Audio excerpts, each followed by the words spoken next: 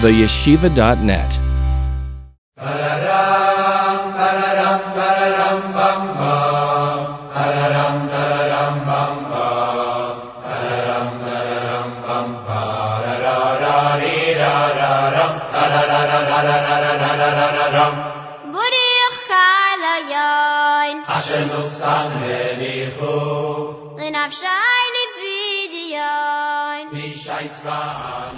We're going to address today a fascinating story with the Navi Yirmiyahu, with the prophet Jeremiah, that happened right before the destruction of the first Beis HaMikdash, and is recorded in chapter 32, Perek Lamed Beis of the Sefer Yirmiyah. A brief historical introduction. Yirmiyah is the prophet, the Navi, who lives through the destruction of the first Beis HaMikdash. Yirmiyah prophesies during the era of 5 kings, the 5 last kings of Yehuda, the 5 final kings of Judea, of the family of David HaMelech, Shlomo HaMelech. Yirmiyahu HaNavi lives in their era and prophesies throughout that era. That is Yoshiyahu HaMelech, Yoshiyahu's son Yehoiachaz. Yehoiachaz is succeeded by his brother Yehoiakim. Yehoiakim is succeeded by his son Yehoiachin, or he is known as Yechaniah. And Yechaniah is succeeded by his uncle Tzidkiyahu, who is a brother of Yehoiakim and a son of Yoshiyahu. So you have Yoshiyahu, Yehoiachaz, Yehoiakim, Yechaniah, and Tzidkiyahu.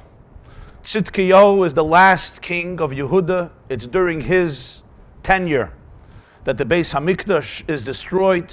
He himself is blinded by Nebuchadnezzar, the Babylonian emperor. His children murdered in front of his eyes. Right before his eyes are poked out, he is taken to Babylonia, the last king of Yehuda, the commonwealth, the Beis HaMikdash, Yerushalayim. The kingdom comes to a brutal and tragic end. Yirmiyah lives through these 5 kings, but for the most part of his life, there is no Sholom Bayis, there is no peace between him and the kings. They despise him. They loathe him. Yirmiyahu has had many assassination attempts. At some point, they put him into a quicksand, a pit of quicksand, to drown and submerge slowly and tortuously until he's taken out. He's imprisoned for much of his life. And the reason is because they don't like his prophecies. It's hard for people to deal with the truth, and they don't like what he says. Yirmiyah watches the destruction. He writes his own Sefer Yirmiyah. He also writes Megillas Eicha, that is read on Tisha B'Av, which are his emotions, his sentiments regarding the destruction of the Beis HaMikdash, which happens in the secular calendar in the year 586 before the Common Era. 586 BCE. In the Jewish calendar, it's Gimel Alofim Shin Lamed Ches. 3,338 since creation. 3338 since creation. And an easy way to remember that number is Gimel Shalach, or Gimel Shilach. It's the year that the Jewish people were sent away. They were expelled from their homeland. 3338. The truth is, the 2 years are contradictory because Gimel Shin Lamed Ches 3338 would be 422 before the Common Era, not 586 before the Common Era, which is more than a century of a discrepancy, and that creates a lot of historical complications. Let's put it at that for the moment. This story that we are studying today happens in the 10th year of Tzidkiya's reign, the last king, Tzidkiya's reign. It's the 18th year of Nebuchadnezzar's reign. That very same year, Jerusalem is going to fall completely. The Beis HaMikdash will be destroyed, and the last vestiges of the Jewish commonwealth decimated. Jews either murdered or exiled to Babylonia, including Tzidkiyahu himself. Yirmiyah HaNavi was a Kohen. The Gemara says in Megillah he was a descendant of a very unlikely personality. He was a descendant of Rachav HaZoina. Rachav, the harlot, who married Yehoshua ben Nun after she converted. She was the one to whom the spies that Yehoshua sent went to. And it says many prophets came from her, including Yirmiyah. But he himself was a Kohen. He came from a city called Anossos. Anossos is not far from Yerushalayim, in the region of Binyamin. Shevet Binyamin, their lot of Eretz Yisrael, included Anossos, which was the city where Yirmiyah himself came from and lived. Now you have to remember, Kohanim and Leviim did not own territory in Eretz Yisrael. The land was not divided to them. Where did they live? So as we just learned in Parshas Mosey, 48 cities. 48 cities in the Holy Land were given for the Kohanim and the Leviim. Each Shevet had to give a tax. From their land, they had to give a section based on the size and the quantity of the Shevet, larger, more, smaller, less, a tax, a city that went to the Kohanim and the Leviim. Altogether, they had 48 cities where they and their families lived. And these were their cities. They lived in 6 of those cities, happened to be Arei Miklot, cities of refuge. So the people who murdered unintentionally would spend much of their life with Kohanim and Leviim, which was one of the ways of rehabilitating them and helping them heal and the community heal in those 6 Arei Miklot which belonged to the Kohanim and the Leviim. One of these cities was Anossos. How do I know? Because if Yirmiyah lived there, it says clearly that Yirmiyah, as we'll see, was min ha-Kohanim asher ba'Anossos be'eretz Binyamin, from the Kohanim of Anossos of Eretz Binyamin. And we're now learning the Haftarahs of Yirmiyah Hanavi in the Tlasa de Purani, so the first Haftarah of the 3 weeks, Divrei Yirmiyahu. So you have Yirmiyah's Yichus, he comes from the Kohanim, the Anossos in the land of Binyamin. He is now in prison. The last year of Tzidkiyahu, he's in prison. In the Tanakh it's called Chotzer HaMatorah. He is basically confined, absolute house arrest. He can't come, he can't go, but visitors could visit him. And this is when this story happens. And we have it in our source sheets. Take out, if your source sheet, your first source. And I'm going to read, it's a long story, Perek Lamed Beis is long, but we'll read at least a few selective verses so we can get the picture. I'll read fast. Perek Lamed Beis, Pasuk Aleph. Hadavar asher haya lYirmiyahu meis hadinoi b'shana hasiris l'tzidkiyahu melech Yehuda yashana shmin esrei shana leVuchadnezzar. This is the word that comes to Yirmiyahu from Hashem, the 10th year of Tzidkiyahu, the king of Yehuda, and the 18th year of the emperor of Babylonia, present-day Iraq, Nebuchadnezzar. V'haz chel melech bavet tzarim al Yerushalayim v'Yirmiyahu anavi yakalu b'chatzara matorah asher beis melech Yehuda asher kloi Tzidkiyahu melech Yehuda leimer. What is the situation? We have a description.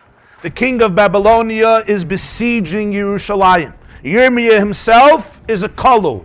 He's imprisoned in the prison of Tzidkiyahu. The king put him in prison. Why did he put him in prison? He said to him, Madua ata niba leimer kayamar Hashem hinini noisen esir azois biyad melech bavel ulachad. Why are you prophesying in the name of Hashem that I will surrender this city to the king of Babylonia and he will conquer it? For saying such ridiculous prophecies, quote unquote, the king imprisons Yirmiyah Hanavi. He doesn't want him to influence the community, the society. Yirmiyah speaks and he says, let me tell you what happened while I was in prison. As Nebuchadnezzar is closing in on the city, he's besieging the city. There is a fortress, there's a siege around Yerushalayim. What is the prophecy? Something really out of the blue and very perplexing. Hashem says, Hinei chanamel ben shalom doitcha bo elecha leimer. You have an uncle. Your uncle's name is Shalom. Your uncle has a son whose name is Chanamel. In other words, Chanamel is your first cousin. He's going to come to you, say, Knei lecha asodi asher ba'anosos ki lecha mishpat hagula liknos. I have a field, Chanamel says. I need money. I want to sell the field. Who do you sell it to first? I sell it to first a relative, because you try not to relinquish a field from its ancestral family that inherited it already when they came into Eretz Yisrael. Those are all the laws of redeeming fields in Parshas Bahar.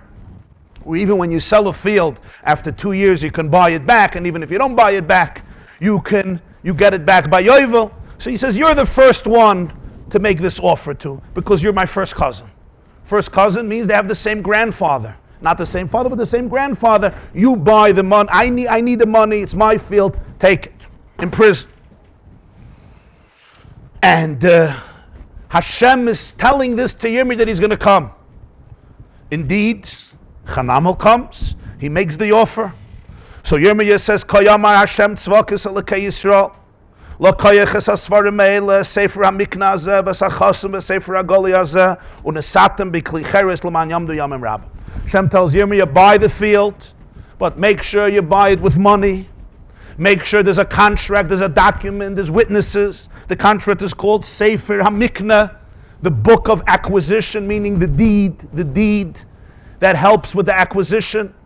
From these psukim, those who remember Masechta Kedusha, Masechta Gittim, Masechta Baba Basra, these psukim are very significant to teach us the methods of kinyanim, of karka, how we acquire real estate, how we acquire earth, fields, or homes, or real estate, immobile properties, immobile assets. There's kinyan kesef, there's kinyan shtar, there's another kinyan that's not discussed here, chazaka.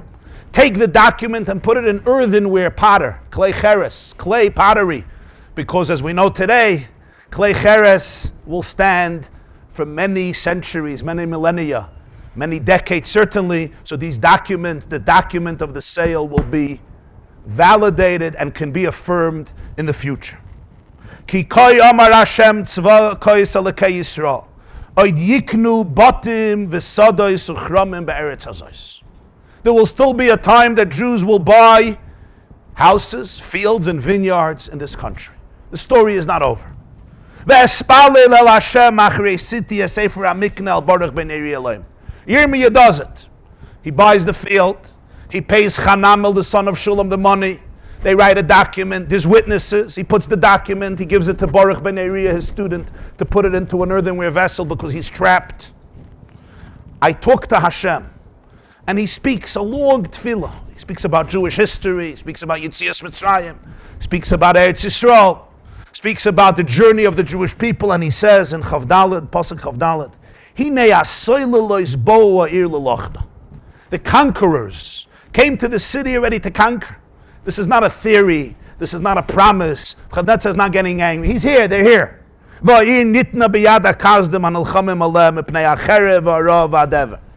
city is surrendered. The Kasdim, the Babylonians, have the city because of three things: the sword, the hunger, and the plague. Meaning there's outright war, there's famine, the Jews have no access to food, they're going to die and surrender, and there's terrible illness. They have the city. What you spoke was v'hin charaya, and you, one sees it. V'ata amarte elai, adinoi elayim knei lecha asada bekesef, v'hoyed edim, v'yin nitna b'yad akastem. What are you telling me, Hashem? Go buy a field for money. Pay money for real estate in this land, in this country. From a Jew, I'm paying money to a Jew for a land, for a piece of property, that in a few days, in a few weeks, in a few months, the whole city is going to be taken from him, from all the Jewish people. It's going to become Babylonian property. I'm wasting money, number one. I'm doing something futile. The whole city was given to the Kasdim, was given to the Babylonians. What am I doing? Hashem speaks and he says, Hine, listen to the words. Hine ani adinoi elehei kol basar hamimeni yipolei kol davar. I am the God of all flesh. Kol basar, all flesh.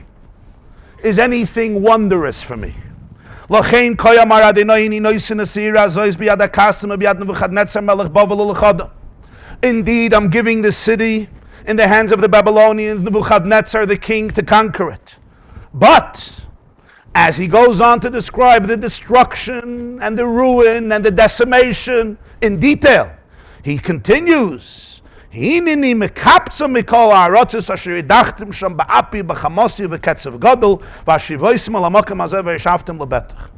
gather them from all the lands to which I rejected them in anger, and I will bring them back to this place where they will settle it securely. They shall be my people, I shall be their God. I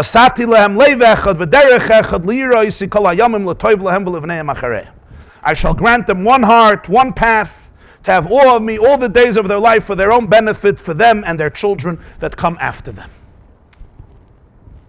This is the conversation between Yirmiyah Hanavi and Hashem. What we want to address today is, what exactly was Yirmiyah asking? He was a Navi, he was a prophet. Hashem told him to do something. He did it. And then he comes and he says, but what's the point? This seems futile. This doesn't make sense. What exactly was he asking? Hashem told him to do it. Do it. Why are you asking questions? What are you wondering about? Hashem said to do it because one day Jews will still buy fields and vineyards. You don't believe him? You believed him that the Churban is coming decades ago. Nobody else believed. Suddenly you don't believe? He said it's going to happen, it's going to happen. The Churban was supposed to be for 70 years. Suddenly Yirmiyah is like, no, this is crazy. So what does Hashem tell him? Weiter, it's going to happen. No, same question. How do I know? Doesn't make sense. What exactly was bothering Yirmiyah? He was a man of faith. He was a prophet. He didn't even have to have faith. He was a prophet. He was a Navi. Hashem told him in the beginning that the Jews will still come and buy fields and buy houses and buy vineyards. In other words, they're going to return to the land. But Yirmiyah afterwards says, I don't understand this. So Hashem says, I'm telling you they're coming back. What was his kasha? Was this a crisis of faith that he suddenly had out of the blue in Perek Lamed Beis? Another question. What was the point of this whole procedure? Yirmiyah never made it back. Yirmiyah never get back this field. It was a symbolic gesture for the Jewish people. But what did he need it for? Those who believe will believe, and those who don't believe, what's this going to help? Somebody doesn't believe Yirmiyah. If he thinks he's lying, he's making up stories. So Yirmiyah with his cousin make a deal. They buy a field, they take a contract, they put it in a bottle, and Yirmiyah says, you see? Everybody's going to come back. You anyway need faith. How did this gesture, how did this act convince anybody? If you believe Yirmiyah, you could believe him without this act. He'll say the Jews are coming back. We're coming back, it's not over. If you don't believe him, what is it going to help that a liar makes this whole transaction with his first cousin, and he says in the name of God, shine! You believe him, it's the name of God. If not, if you believe him, you could just say it. If you don't believe him, what is it going to help? You put it in a clay pottery, and then you say, you see, it's going to last forever because everybody's going to come back. You anyway need a munad. You anyway need to trust Yirmiyah Navi at the end. How do we understand the story here? So today, we're going to address one perspective.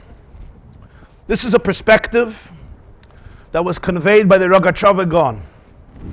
Rogatchover Gaon, as you know, Rabbeinu Yosef Rosen, Sarah Torah, passed away some 80 years ago, Tainus Esther, Yud Aleph Adar, Tofresh Tzadik Vav, the 11th day of Adar, 1936. In the city, he was the Rav of the city of Dvinsk in Latvia, the Rav of the Chassidim, with his colleague, the Ohr Sameach, the Meshech Chachma, Rabbeinu Meir Simcha Kohen of Dvinsk, who was the Rav of the Ashkenazim, and passed away a decade before the Rogatchover Gaon.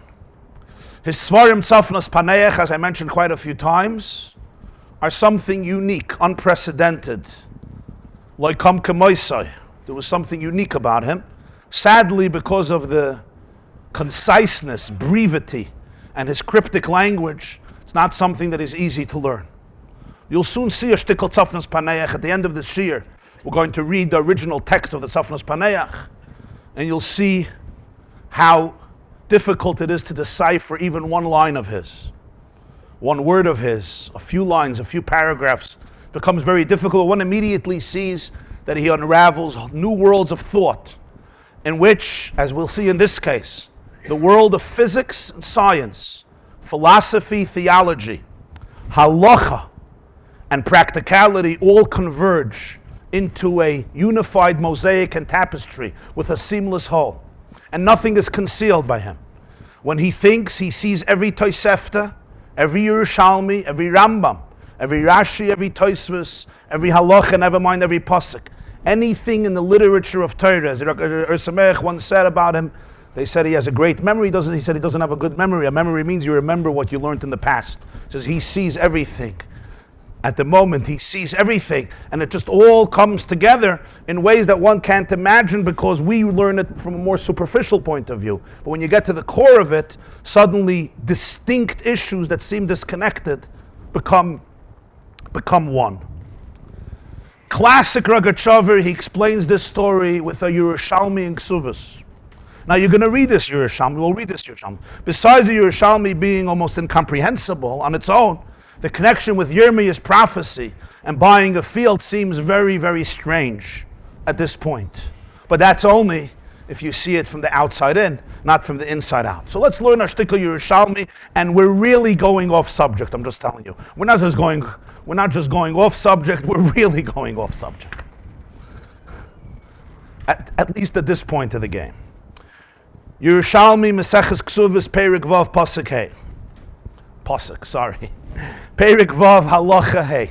Talmud Yerushalmi Meseches Ksuvos chapter 6 Halacha 5. Amar Reb Chinina. Reb Chinina said, Zoi Soimeres. We learn from here She'oimrin Lefarnesin Lelavos. We learn from here that you could tell a parnas tzedakah, borrow money. Every Jewish community had what's called a gabait tzedakah, a treasurer who was responsible to collect money from the entire community for tzedakah, for poor people, for destitute people. What happens if there's no money in the casa and a poor person comes? He needs money, but he doesn't have. Nobody pledged.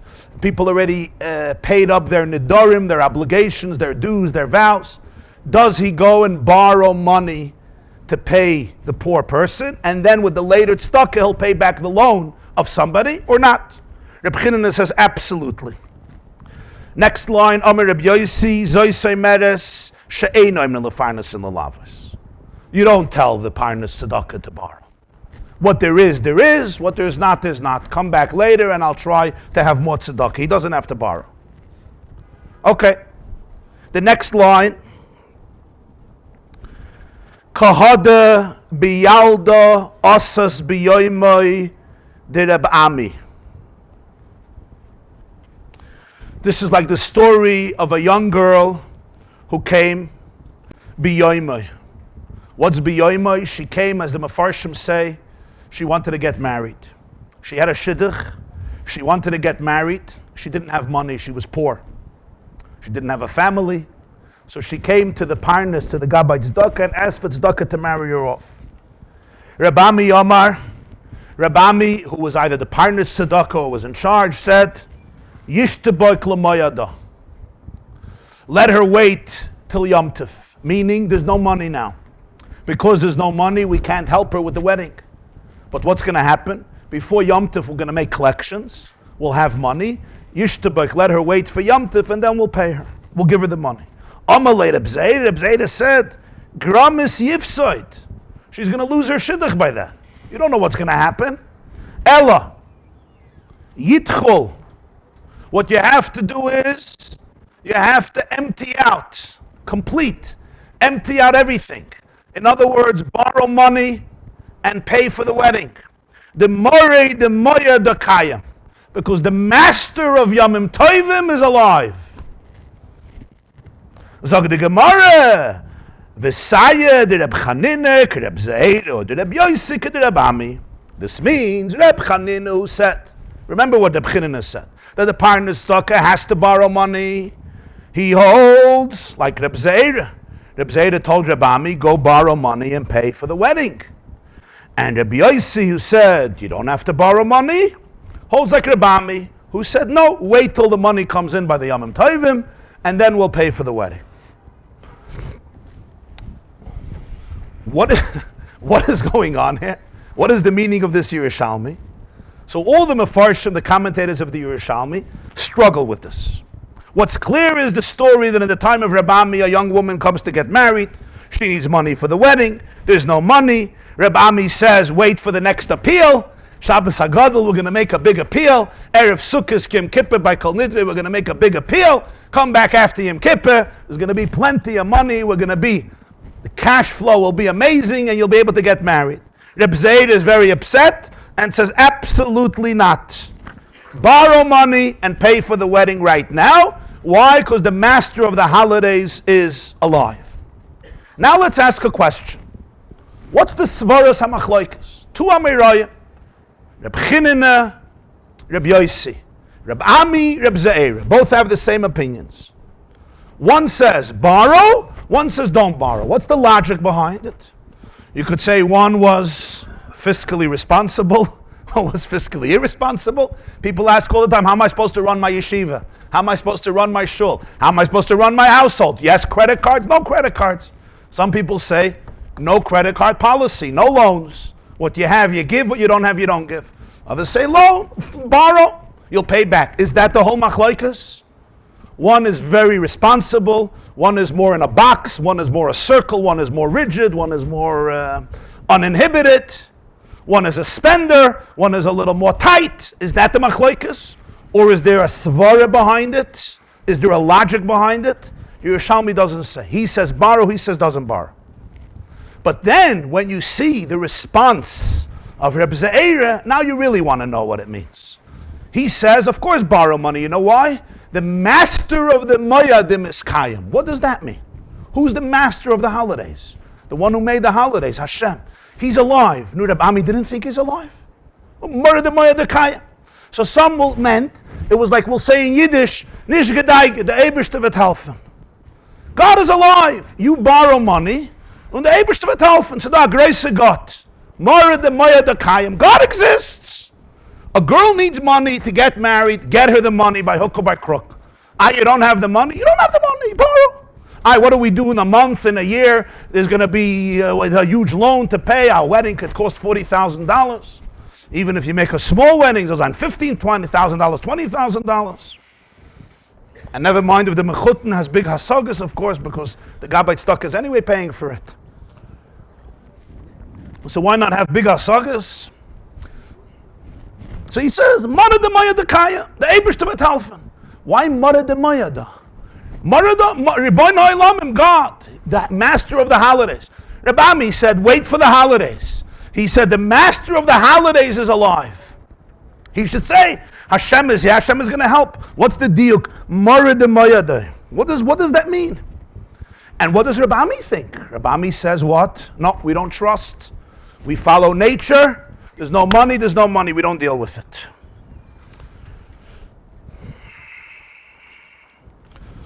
A third Gemara, which is really, really off topic once again. Yevamis ayin tesamid beis. Bimei Rabbi bikshu lahater nesinim. In the days of Rabbi Yehuda Hanasi. Rabbi Yehuda Hanasi lived in the 2nd and 3rd century after the Common Era, meaning you're dealing with more than a century after the Churban Bayis Sheni. The destruction of the second Beis HaMikdash was in the year 70 after the Common Era. Rabbi Yehuda Hanasi lived more than a century later. The editor of the Mishnah, in the time of Rabbi, they decided to be matir the Nesinim. Who were the Nesinim? Nesinim means the group that was given over. From the word Nasan, they were given over, they were handed over. In the days of Yehoshua ben Nun, there was a group of Chivim, Canaanite people, Canaanite tribes, who came to Yehoshua and they lied. They said that we were from a faraway culture, they're not from around here, they want to convert. And Yehoshua ben Nun knew that they're lying. He knew that they're the Canaanim. But they concocted a lie, and Yehoshua accepted them, and he made them wood choppers, choit ve'etzim and shoya ve'mayim, for the people and for the mizbeach, for the mishkan, for the altar. This status continued for many years. David HaMelech observed in this group known as the Nesinim or the Givoinim, they came from a place called Givoin, tremendous cruelty in the way they treated the sons of Shaul. They hung 7 sons of Shaul's in a public spectacle. David HaMelech says, the sign of being a Jew, there's 3 signs: Baishanim, Rachmanim, Goim Chasadim. There is shame, sensitivity, compassion, and kindness. And David HaMelech then prohibited Jews to marry them. Even though they were official converts, they were the wood choppers, the Shoya Ve'mayim. He forbidden marriage with them. Bimei Rabbi, in the days of Rabbi Yehuda Hanasi, bikshu lahater nesinim. They decided enough is enough. They've been slaves for so long, it's time to untie them. They don't have any responsibilities anymore. They don't have to chop wood. They don't have to draw water. They can go into a different profession. They can become farmers. They can become accountants. They can become bookkeepers. I don't know if they had that in the times of Rabbi, but certainly farmers. They can do something else. Amar lahem Rabbi. So Rabbi says, Chalkeinu natir. We could be matir our chelik. Chelik mizbeach miyatir. Who could be matir chelik mizbeach? Meaning, Yeshua ben Nun did something with them. Yeshua ben Nun was a bezdin. Sanhedrin. You can't just obliterate this.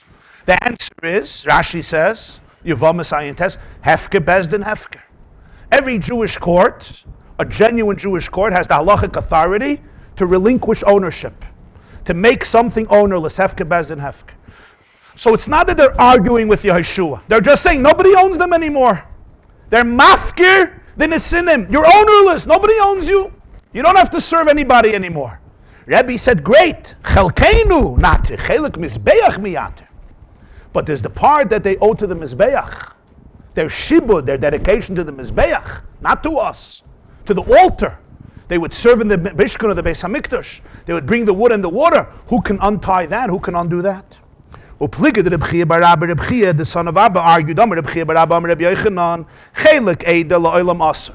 part of the nesinim that belongs to the people, that's always forbidden until Bezdin relinquishes them from any ownership, and then they're free to do whatever they want.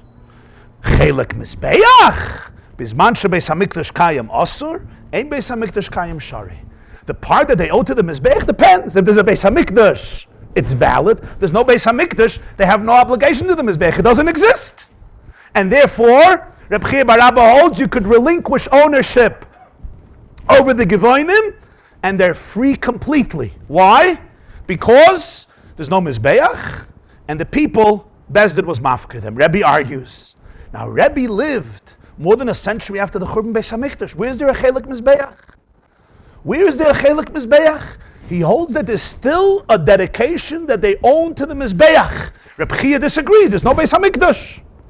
There's two different opinions how to view the Mizbeach, the Chelik Mizbeach, after the destruction of the Beis HaMikdash.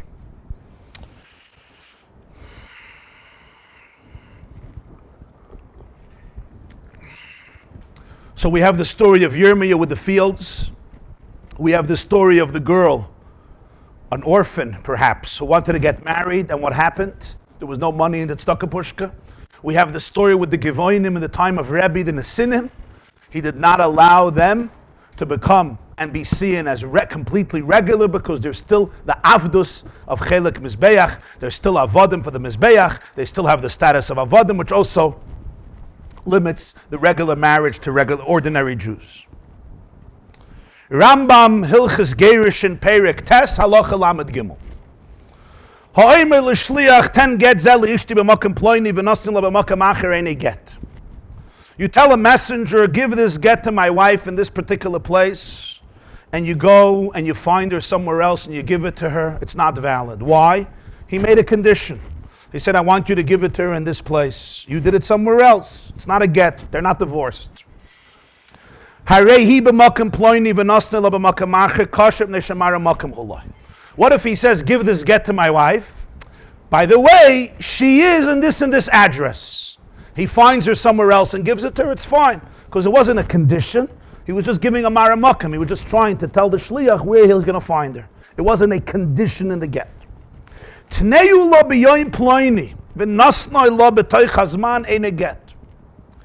her the get on this day. I want you to give the get Tuesday, Beis of Tavshin Ayin Zayin. He gives it Sunday, Chavtes Tamuz Tavshin Ayin Zayin. Ain't a get. It's not a get. Why? He said, I want you to give it to her on this day. He didn't give it that day. He gave it earlier. He didn't want to be divorced earlier. He still wanted 2 days of marriage. You want to know why? I don't know. Ask his therapist. But he wanted 2 days of marriage. If he gives it to her after, fine. He gives it to her, but Toichazman, before, he wanted to be married. Would you divorce her? You can say, oh, I gave her a get. No. I said this day. Al titneu la ela b'yoyim ploini. What if he says, don't give it to her only on this day?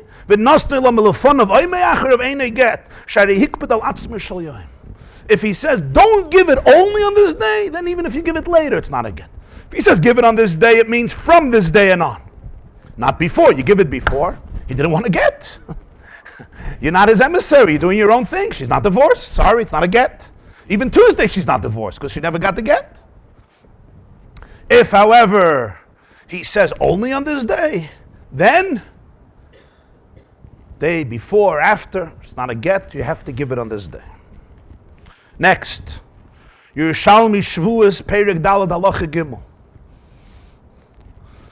Don't suspect me that I know all these sources. The Rogatchover references to all of them. That's why they're coming in here. Hifrishu Karbanan. Some interesting quacks here.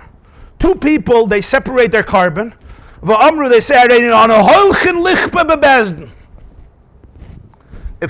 if you owe somebody money, an employee takes you to Bezdin, of course you don't pay. Why should you? Takes you to Bezdin. You swear that you don't owe him money. You swear. And then you do tshuva, right? Or Eidas do the same thing. Witnesses, they deny something. They swear they want to do tshuva. They have to bring a carbon. So these two guys said, we're going to separate our carbon. They separate their carbon because they're planning to sin. Fascinating. And let's go deny Bezdin, make a lie, and then we already have a carbon. Hadi the Tanur Rebchia Karbonai Lashem al Nizrai Sheyakdim Nizrai le Karbonai v'le Sheyakdim Karbonai le Nizrai. It says by a Nazir, he brings a carbon al Nizrai because he was a Nazir for his Nazirus. The Nazirus has to precede the carbon. The carbon can't precede the Nazirus. First, you're a Nazir, which is a vow, and then you bring a carbon on it. If you separated the carbon before and then you became a Nazir, that carbon is not going to work because that carbon was a carbon before the Nazirus, and your carbon has to start after you became a Nazir. That carbon won't work. Rashi Megillah Daf Hey. The Gemara speaks there, the Mishnah speaks there about Hakel. Once in every 8th year, the king would gather all the Jews and read the Sefer Torah to them on Sukkot. But if it was Friday night, if it was Shabbos, so you push it off the next day. You don't do it on Shabbos, you push it over the next day, Mitzvah Shabbos. Why? So the Gemara says, because akati loy motas man chiyuvayu. You can't do it earlier, you have to do it later. Because if you do it earlier, the zman hachiyuv didn't come yet. Vim yakdimu lo yotzu yudei chivasan. If you do it a day earlier, you won't fulfill the mitzvah because the obligation didn't arrive. V'chein atzei koyanim shekavu lehem zman kavu b'nedarim. In the time of the second Beis Hamikdash, they were very poor when they built it. So there were families who donated lumber for a particular amount of time for the Beis Hamikdash. Throughout the whole era of Bayis Sheni, they had dates when they would bring wood together with a carbon and they made a celebration. Every day, even 100 years later, 200 years later, this family would bring wood on that particular day and they would use their wood and they would bring a carbon eitzim and they would make a yom tov, they wouldn't fast. If it's Shabbos, they wouldn't do it. So you push it off before. Why don't you do it a day earlier? So the Gemara says, because loimatas man chiyuvayu. So Rashi says, kavua lens man kavua. Their neder was to do it, let's say, chamish asa ba'av. Or chafav. Chafav is one of the days in Mishnah and Tainis. Chafav, if they do it yutesav, they're not fulfilling their chiyuv. They had a neder for chafav. The neder starts chaf, not yutes. If they do it yutes, they didn't fulfill their obligation. But you can't do it chaf because it's Shabbos, so you do it a day later.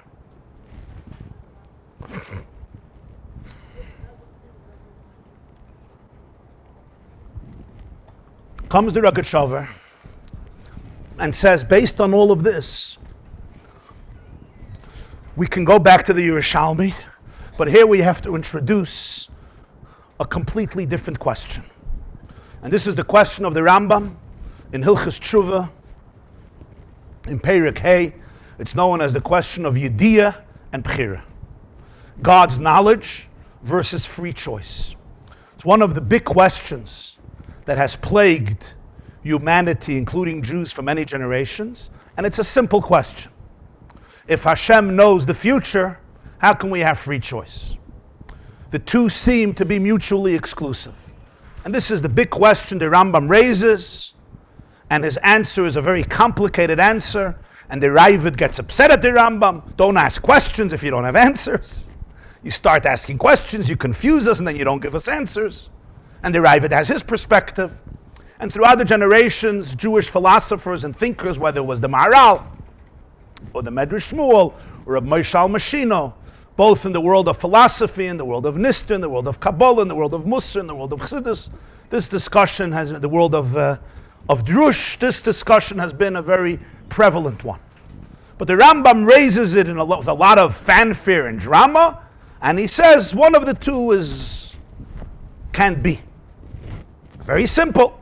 If I say I'm going to predict what you're going to do tomorrow morning at 7 o'clock in the morning, you still have a choice. Why do you have a choice? Because you could do whatever you want. You may prove me right. You may prove me wrong. It was an educated or uneducated guess. If God knows the future, he can't be mistaken. If he's mistaken, that means God doesn't know the future. Hashem is Yedeya Hasidais. Magid Mireishis Acher, as the Pasuk says. From the beginning, he can already tell you what's going to be the end. That means he knows for sure what's going to happen tomorrow. So do you have free choice tomorrow? Tomorrow you don't have free choice. Because if you could choose opposite of his knowledge, that means his knowledge was inaccurate.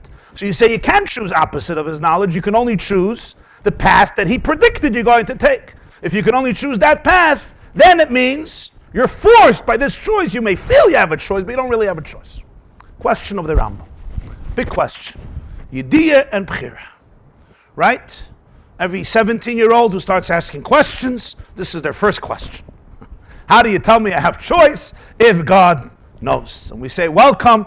We want to welcome you and Christopher Columbus to the United States of America. They say there was a Jew who once arrived to America, and he knew Yiddish. This was in the 40s. So the clerk asked him, when he became a citizen, when did you arrive? So he wanted to say 1941, but he couldn't say 1941, so he said 1491. So the guy tells him, it's a pity, you should have waited a year, you could have come with Columbus. So some of these questions, some questions are new, but some questions are very old. This is an old question, doesn't mean it's not a good question. It's a good question, and that's why it's an old question. Somehow the Rogatchover sees that everything we discuss now revolves around this question. Now you're going to ask me, what in the world does Yediyah and Bchira have to do with Yirmiyah's field, or with a girl trying to get married, or with somebody giving a date for a get, or with somebody creating a carbon, dedicating a carbon before they do the sin, or with Rabbi saying that we can't untie the Nesinim, the Givoinim, because the Beis HaMikdash is part nobody can relinquish from the Beis HaMikdash? We shall see. But this is what it revolves around. How he understands the Yerushalmi is that there is a real halachic question. By him, everything is in halach, the world of halach. That was his world, the world of halach. Everything is halach. It was a halachic problem. Reb Ami wasn't a stingy guy who said, don't borrow a cent. We give what we have, we don't borrow. And Abzeda said, don't be so uptight. Think big, you'll have money.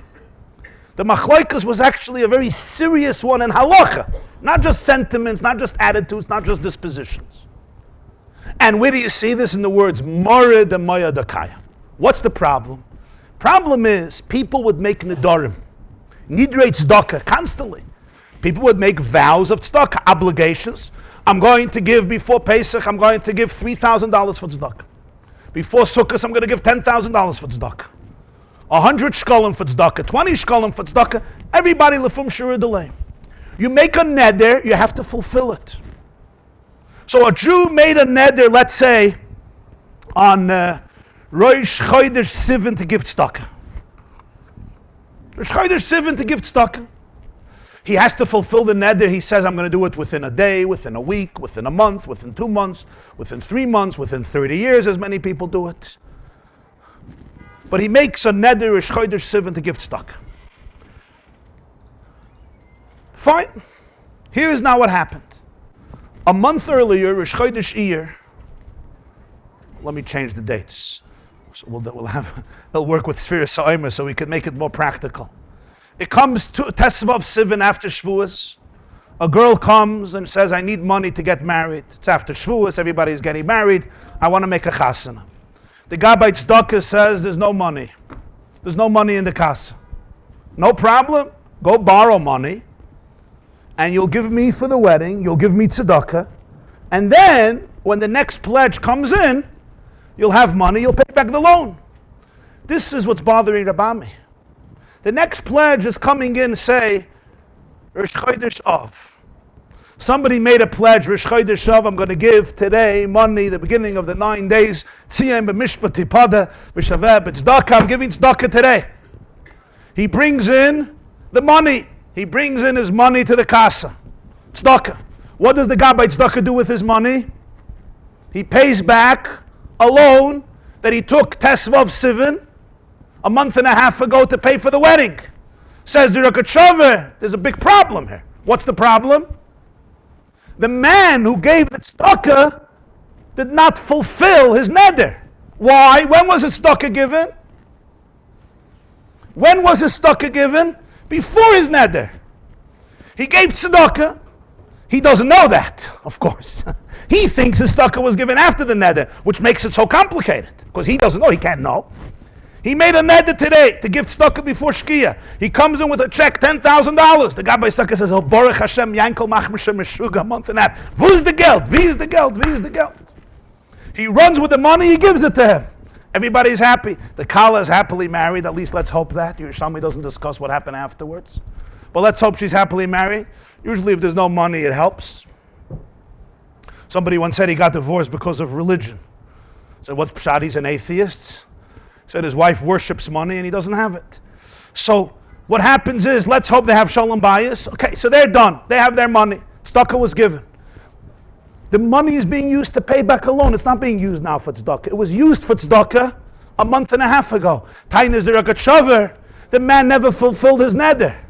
Why did he not fulfill his neder? He said, I'm giving tzedakah today. When was his tzedakah given? A month and a half ago. This tzedakah was given to pay back a loan. It's not his fault.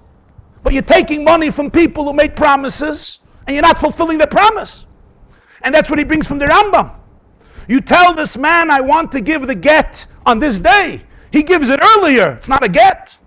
The Yerushalmi says, you make your carbon before the chiyuv. It can't work. The carbon that you dedicate before the chiyuv can't work for the carbon you're mechuyev after the chiyuv. I dedicate a carbon today, I become a nazir tomorrow. That carbon won't work. Why? Because this carbon was sanctified before the chiyuv. It's not a carbon nazirus.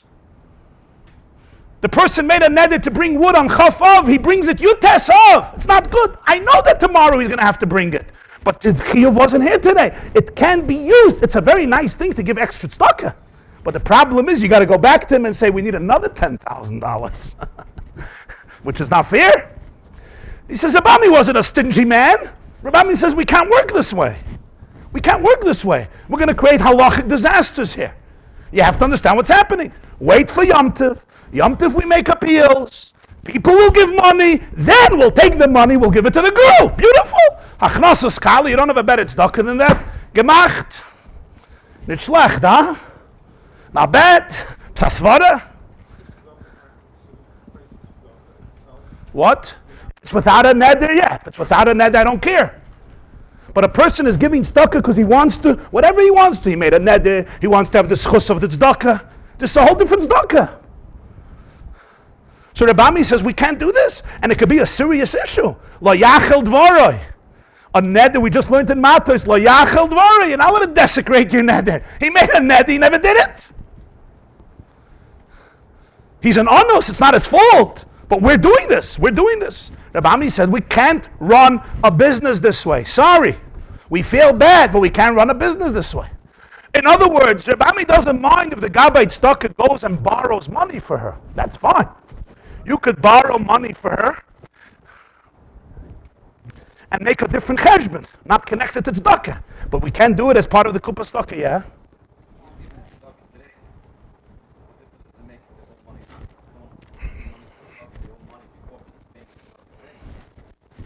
The problem is, he made a neder. Right. So that means that tzedakah to fulfill his neder has to be given after his neder, not before his neder. This morning, before Shachris, I make a neder. And I say, by tonight, I'm giving tzedakah. I'm giving $10,000 for tzedakah. when I bring in the check, I fulfilled my neder, right? I didn't. You know why? It wasn't given for tzedakah. It was given to pay back a loan to a very wealthy man. When was it given for tzedakah? A month ago, before my neder, a month and a half ago. That tzedakah does not dispense, it does not fulfill the obligation of the neder. It's like that Rambam says, the person who says give a get on this day, he gives a get early. The chiyuv of the get, the shliach's get, starts Tuesday, not Sunday. Or with the carbon, the chiyuv of the carbon has to precede the carbon, not the carbon precede the chiyuv. So I put away a carbon, I put away a ram of a nazir. I say this is an ale nazir. There's only one problem, you're not a nazir yet. Tomorrow I become a nazir. I say, what's the big deal? It's not going to work. Why? It has to be carbonoi al nizroi. The chiyuv has to precede the carbon, not the carbon precede the chiyuv. The neder precedes the tzedakah, not the tzedakah precedes the neder. The tzedakah has to be to pay up the neder. Here the tzedakah didn't pay the neder. The tzedakah was given before the neder ever began. So who's paying up the neder? You get what I'm saying? Or not really? Think about it. You made a promise to give tzedakah. That Richtig. That it's a good thing, nobody is questioning. It's a nice thing and it's a fine thing and emotionally it works very well. Psychologically, people don't like paying debts, but that's a separate issue. With Mosey, they don't like any philanthropists here. They like fresh stuff. They don't like paying debts. But that's psychological. I'm not going into that. But we see the same thing by a carbon. We see the same thing by nedarim, by atzikoyanim, the same thing. But let's understand. You made a neder. When was the neder made? Today. When is the neder chal? Today, when I made it. 12 o'clock p.m. the neder is chal, and I have, let's say, 24 hours. Right? So these 24 hours require an asina of tzedakah, a giving of tzedakah. I gave money, but that money did not go for tzedakah. Huh?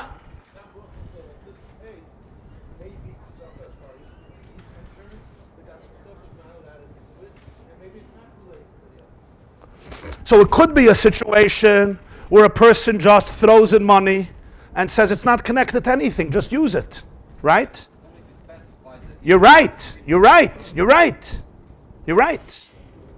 But Rabbi says you're running here into many problems. You're right. If a person just comes and says, here's money, there's no neder, no commitments, no obligation, just money. Right? Use it for whatever you want.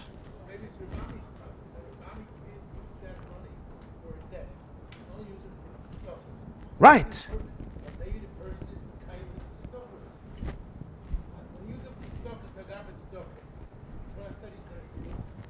Right.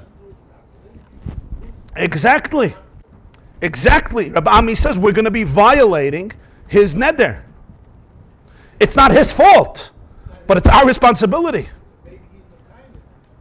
Okay. The neder is the problem. The neder is the problem. That's Rabbi Ami's problem. What's the Bze'eda's response? Mora de moya de kayam. What does that mean? The balabas of Yom Tif is around. He exists today. And who is Vos? Mora de moya de kayam. What's the issue? What's the issue?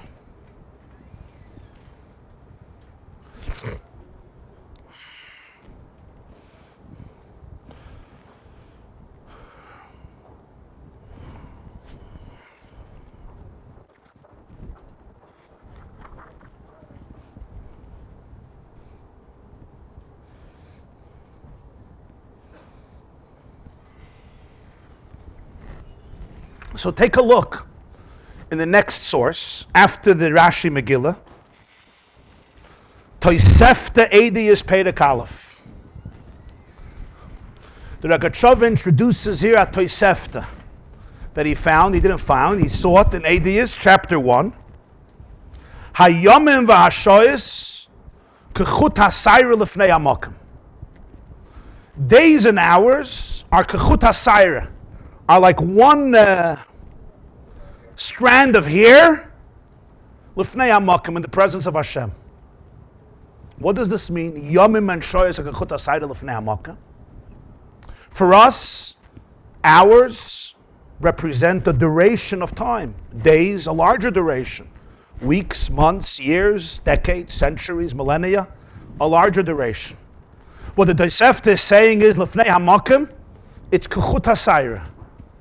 It's like one thread of here, a strand of here. What does chut hasayra represent?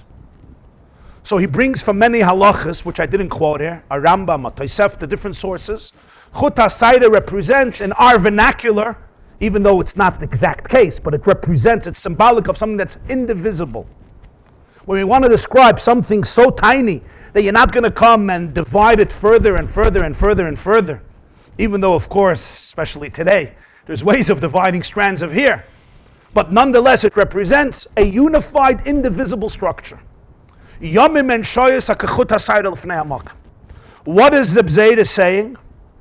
Reb Zayda is saying is, Mored Moya Dakaya. The master of the holidays is alive now, is Kayam now. And therefore, when he's Kayam now, your whole division of past, present, future melts away. In other words, we exist within a structure of limited time. There's cause, effect, there's a beginning, a middle, and an end. There's an ilah and an alul, an antecedent, what we call the laws of what's the word? Causality. There's a word for it. I think causality. In other words, there's a cause and then there's an effect. There's an avar, there's a hayva, there's an asid. There's a past, present, and future. Mored moyada, the master of the moyadim, who transcends time. So all of time is kechut hasayra. So therefore the future, the past, and the present converge into one. Or as it's brought, Yudke Vavke has three words within it. Haya, Haiva, and Yeh. He was, he is, and will be. It converges into one entity completely. And therefore, you could look at the future and say that the future is presently here. Even though it's not here, depends from whose perspective. From our perspective, it's not here. From Mored Moyada's perspective, it is here. What does this mean? What does this mean? Go back to the question of knowledge and free choice. Could he know? Could we have free choice? Depends how you look at it. If his knowledge is about the future, it excludes free choice. He knows today what I'm going to do tomorrow. Comes tomorrow, I don't have a choice. Unless I can prove him wrong. If I can't prove him wrong, I won't have a choice. But let's think about it in another way. What if his knowledge of what I'm going to do tomorrow is not knowledge that precedes my choice? It's knowledge that follows my choice. Because in his world, the future and the present and the past are one. So he knows what I'm going to do because in his knowledge, I did it already. Then his knowledge doesn't compel me because his knowledge is coming from my free choice. My free choice is not following the knowledge is following the free choice. It's not I chose this way because he knew, and that means I was forced to choose this way. He knew because he knew what I'm going to choose. Because it's as though the future is and was. Let me give an irreverent example. Bad example, but it's an example. Somebody was at a football game. They loved it. They loved every moment of it. They loved it. And they watch a video of it, a replay, a video. And they're looking. They know what's going to be the next move. They know what's going to be the next move. Are you going to tell me that their knowledge forces the player to make that move? No, why not? Why not? Their knowledge forces him to make that move. Nah, they don't really know. No, they know for sure. They could swear on their life that they know for sure what he's going to do. It's not a speculation. It's absolute knowledge. It's not a hashara. It's absolute knowledge. They know what he's going to do. Why don't they interfere with his choice? The answer is, you know why you know what he's going to do? Because he did it already. He did it. He did it yesterday. You're just watching the replay. He did it yesterday. I heard from somebody what he did, or I saw it live. I know what you're going to choose because you chose it already. Now, in a video, we all understand how it works because the video happens a day later, not a day earlier. Einstein taught that time is another dimension of space. Time is a dimension of space. Time is a dimension of a reality. In other words, time is part of creation. That's why time could be relative. That's why there can be things that transcend time. So therefore, if Hashem lives, so to speak, in a space that transcends time, so past, present, and future are completely one, and therefore he knows what I'm going to do tomorrow because tomorrow happened already in that reality. So therefore it doesn't contradict what I'm going to do tomorrow. This is really what the Rambam says. He doesn't say it these words. He says, Loi machshavosem machshavosechem, and the way he knows things is not the way I know things. But this is the way many of the Mefarshim, Rishonim, and Acharonim explain it, including the Maharal, the Medrash Shmuel, and many others. In our generation, we merited to have almost a visual representation of this truth. Now bear with me. I'm going to speak about things that I don't know, and I certainly don't understand. Okay? But you don't have to believe anything I'm saying. You could research it and see if what I'm saying is true. These are absolutely mind-staggering discoveries that just happened a few years ago. And you will immediately see what the Gemara and Chazal intimated literally within 3 or 4, 5 words thousands of years ago. One of the most famous experiments in physics is called the double slit experiment. What is this experiment? You have a slit. You have a little hole. You throw marbles through the hole. It hits a canvas, a backdrop. And it creates a certain pattern. One, another one, another one, another one. You have 2 slits. You have 2 holes.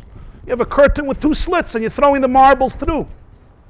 Some go in this one, some go in that one, and they create different lines in the backdrop that they strike, that they hit as a result of your hitting. But now take a wave of water. Not a marble, which is a little ball. Take a wave of water, and the wave passes through. The wave doesn't condense itself and go into one slit. A wave operates and functions different than what we call a particle, a marble. So the wave goes into one slit, the wave goes into another slit. It's a cohesive reality. It's a cohesive entity. It's not little points. It's not little marbles. It's not little nuts. So therefore, there's a process called interference. The wave that goes through this slit and the wave that goes through this slit, or the part of the wave that goes through this slit, the part of the wave, they interfere with each other, and therefore they create a whole other result on the backdrop. This is not so complicated. You can try it out. Where did it become complicated? It became complicated when they did this with subatomic particles, electrons, photons. So they send them, they shoot them. They shoot them with a laser gun or different technology that they built for this purpose. And they have this double slit experiment. And some go through one slit, some go through another slit, and they come and they hit the target, and it looks like they're like marbles, they're like particles. They hit the particular spot like a marble. But suddenly they saw that the effect was one of interference, like with a wave.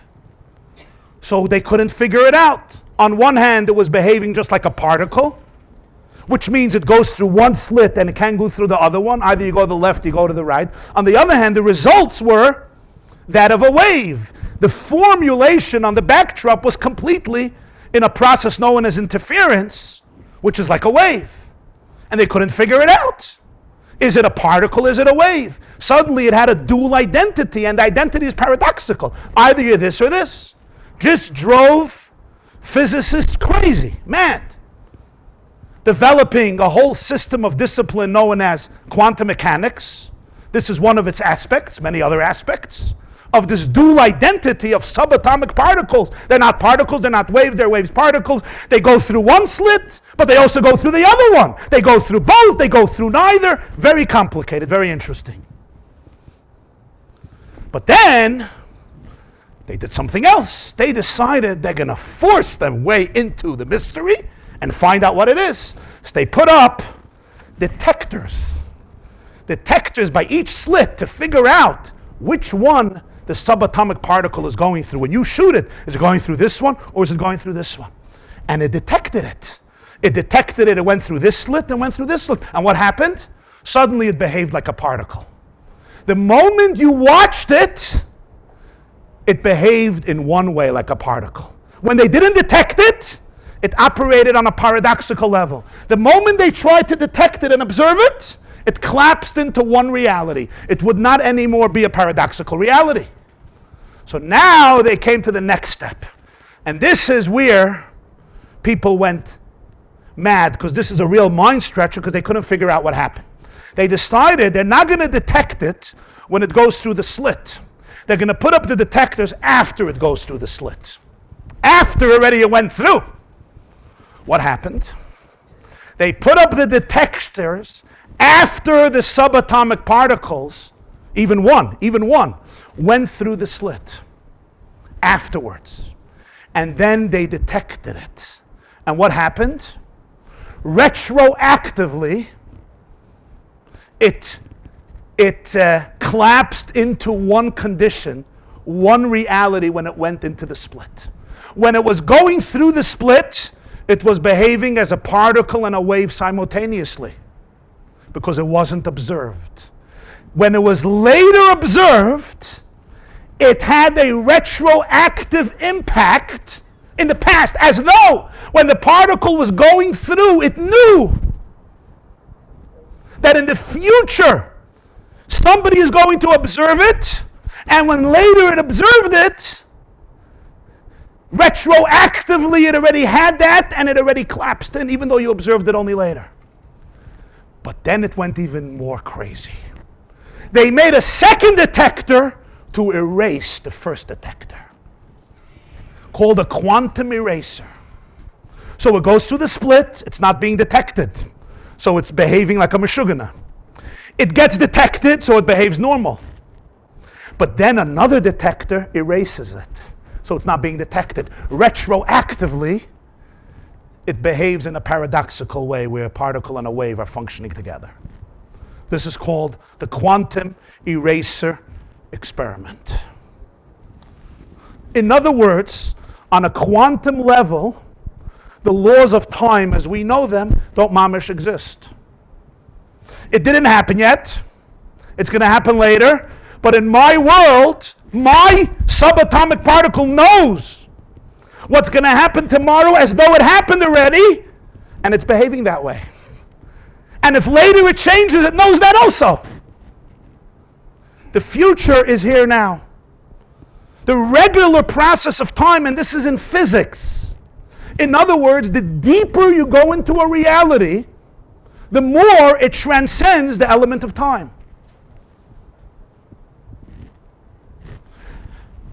Here we now come to the next step. So, a word from the Baal Shem Tov, an insight of the Baal Shem Tov. What does he say? It says in the Haggadah, Baruch HaMakim, Baruch Hu, right? Baruch HaMakim, Shechishev Lasois Es HaKetz. He thought to make the ketz. He thought the ketz, he made the ketz, he thought to make the ketz. So he gave a metaphor. How long does it take you to build your dream house on Spook Rock? If you do it in your thought, how long does it take? Anybody? How long does it take to build your mansion in Yerushalayim, in Beit Shemesh, so Zayin Meir Sha'arim, if you're building your mansion there, or Lahavdil in Chutz La'aretz somewhere else, in Miami or on Spook Rock? If you're doing it in Machshava, how long does it take? Less than Shmoneh Esrei. Let's hope less than Shmoneh Esrei. You're already living there. It's perfect with all the furniture. With all the furniture. Not just the outer structure, the inner structure, the plumbing, the wiring. With every last couch, with the recliner, with the jacuzzi and the bubbles. Already with the pieces of art hanging from the walls. The porch, the chair on the porch is already ready. The slide in the pool. and the bubble bath, and the solar, what do they do today? Solar baths. Alts. How long did it take? A second. You saw it. It's all there. How long does it take to talk about it? To describe what you want? A few minutes. Maybe it depends which section. Depends which section. Depends how many times you retract. But let's say you know what you want. A few hours, a few days. How long does it take to draw it? A few weeks. How long does it take to build it? So the Eiberste abhitten. So the Eiberste eishitten if you have to deal with certain types of contractors. If it's a year later, no, but you're not going to get what you wanted. Maybe after 14 and a half years, $1 million extra of the original bill, maybe you'll come close to the original machshava. So the Baal Shem Tov uses this in a beautiful way. He says that means, in the world of Maisa, something could take a year or 10 years. In the world of Dibur, it went down to a few hours. In the world of writing, it went to a few days. And in the world of thought, it was a second. The whole thing is there, but it's condensed. It's 1 second, and then it takes 10 years to implement. What happens if you go to the world and you experience the world on a level of thought, on a level of consciousness? The duration of time collapses into a single unit. The Tosefta says it in one word, kechut hasayra. Hayamim v'hashoyis, kechut hasayra, like a strand of hair. Therefore, we know the world is not what we see. What we see is the outer world. You go deeper, there's the molecules, the molecular system, molecular structure. You go deeper, there's the atomic structure. You go deeper, there's the subatomic structure and the subatomic structure. The deeper you go, you're going to the world of consciousness, to the world of thought, to the world of spirituality. Over there, the subatomic particle doesn't have to wait till you wake up from your chaloimus next week and you decide what to do. The asad is here already. So it's not like it looks like a crazy world, but what we see here is that in physics today, in experiments done by secular physicists, not experiments done by Talmidei HaBaal Shem Tov or Talmidei HaRizal, secular physicists speak about the fact that on certain levels of reality there's no time. Time is a dimension based on your perspective, which is why time is relative, and in some places time collapses completely. So the Rogatchover says, what's tzedakah? Malve Hashem choynein dal. When you give tzedakah to a poor man, who are you doing business with? God. Malve Hashem choynein dal. You're doing business with God. He says, I'm your lender. I'm your lender, don't worry. The Gemara in Tain is B'chonuni no bezois. One area where you're allowed to test God. B'chonuni no bezois. Usually you don't test. Besides with tzedakah, aser to aser.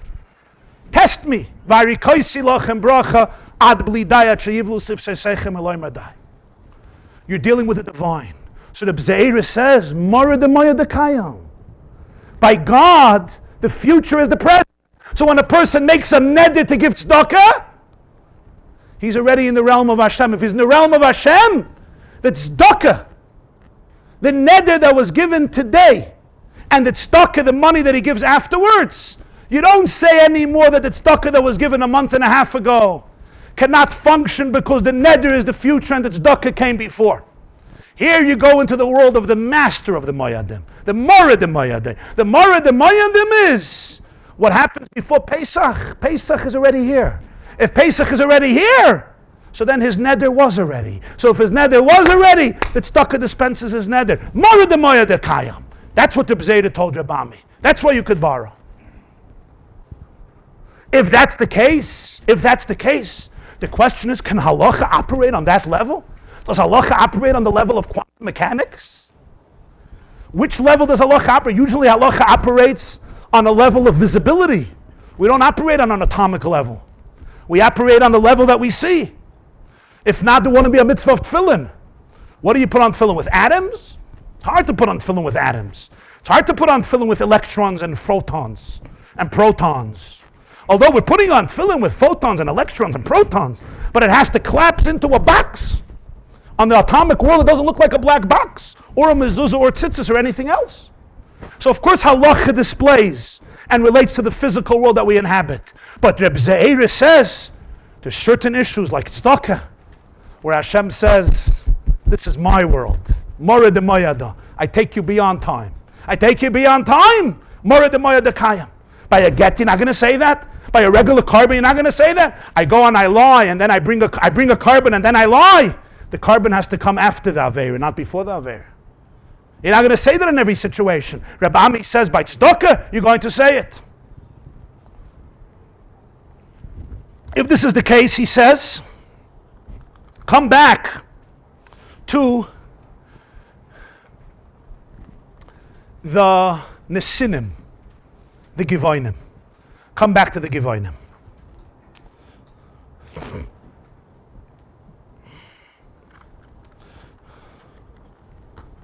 But the truth is, in order to appreciate the Givonim, let's go back to Yirmiyah. Yirmiyah was not doubting Hashem. Hashem said the Jews are going to come back, they're going to come back. I have no problem. He believes everything, he believed that too. He says, no, it doesn't make sense. Why am I buying fields? It's going to the Bavel. Yirmiyah, Kedarki of the Rogatchover, was busy with a shir. He was busy with lumdus. It was a halachic problem he had. What's the halachic problem he had? So here we have to go to another issue. Take a look at the Rambam Avodah Zarah Perek Dalet. Ein achas me'ori miklat nasis ira nidachas shenemar ba'achat shorecha v'lo Yerushalayim nasis ira nidachas l'fi shadel yischalkel l'shvatim. Ira nidachas is a city where most of the citizens of the city worship Avodah Zarah. And what happens? They were enticed by people from the city itself, and the majority of the city worships Avodah Zarah. Nothing helps, no warnings, and you have to destroy the city. Such a city, if it was an Ari Miklat, you'll never turn it into an Ira Nidachas. Why? Ba'achat sharecha. It has to be one of yours. Ari Miklat is not one of yours because it was given to the Koyanim. Yerushalayim also not. It was never split up by the Shvatim. Zog the Raive, Rabbeinu Avram ben David writes on the Rambam in Hilchas Avodah Zarah, Amar Avram, lo yadati me'ayin loiza. I don't know where the Rambam got this. V'lo nemar b'gemara el al Yerushalayim. Aval kol ori miklot, hashvatim nosnu oisa mechalokeyam. Yerushalayim, yeah. The rest of the ori miklot, of course it's Arecha. It's your city. Of course it's ba'achad me'arecha. It's one of your cities. Why? The Shvatim gave it to the Koyanim from their own chelek, from their own part. So therefore it's still called your city. It still belongs to the Shvatim. They gave it as a gift to be used by the Koyanim and the Leviim, but it's still their own city. Because it's their city, Ari Mikl could become Iranidachas. Okay, great. One source. Next, Yirmiyah Perik Mem Gimel, the end of Yirmiyah. Amarta v'amarta leim kayamar adinoi tzvayis elei Yisrael hineni shaleach v'lakachtis Nebuchadnezzar melech Bavel avdi v'samti chisim emal avon emela asher tamanti v'notas afridei aleya. Shem tells Yirmiyah, I'm taking Nebuchadnezzar, my servant. I'm going to place his throne on top of these rocks, and he will spread out his tent on the stones of Yerushalayim. Zog di Gemara in Sanhedrin Kufhei. Amarish Lakish, Maidiksiv David Avdi Nebuchadnezzar Avdi. I don't understand. In Tanakh, David is called my servant. Nebuchadnezzar is called my servant. How? David was David, Nebuchadnezzar was Nebuchadnezzar. David builds a Beis HaMikdash, Nebuchadnezzar destroys. David is a tzaddik, Nebuchadnezzar. How do you call them both Avdi? Galui v'yadu lifnei Misha Amar v'haya olam Chassid in Yisrael loy markach. Hashem knew that Jews are going to say something. Lefichach hikdim HaKadosh Baruch Hu v'karei avdoi. Eved shekana nechasim, eved lemi nechasim lemi. Hashem called him avdi because an eved, a slave, who acquires assets, who belong to assets. And who owns the slave? Zok Rashi. Shekaroi la'oisei rasha eved kamay shekaroi la'David. Diksiv b'soif Yirmiyah hinini shalech v'lakachtis v'chanetzer avdi. Loi mipnei shedoime zeloza.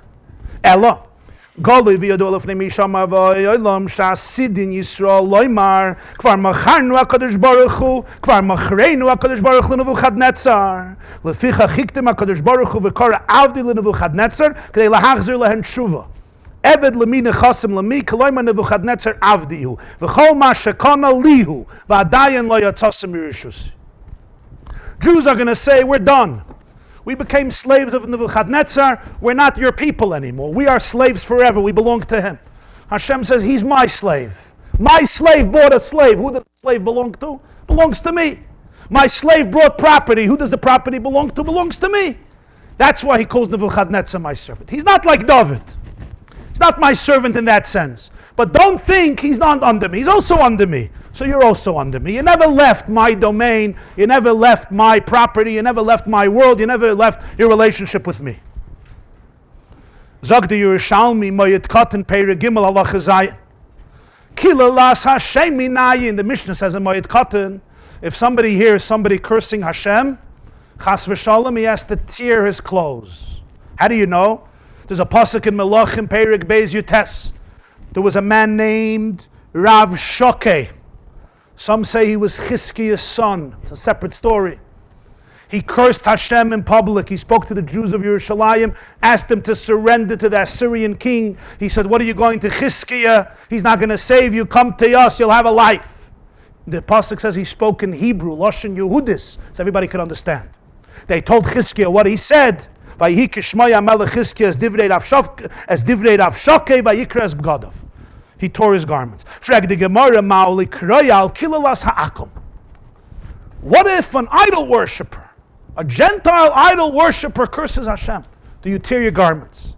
Man damer Rav Shokeh akum haya koydin. Man damer Yehudi haya ein koydin. If say Rav Shokeh was a Yid, you don't have a proof from here that if a Gentile curses, you tear your clothes. If you say he was a non-Jew and an idol worshiper, then you see a clear pasuk that you have to tear your clothes.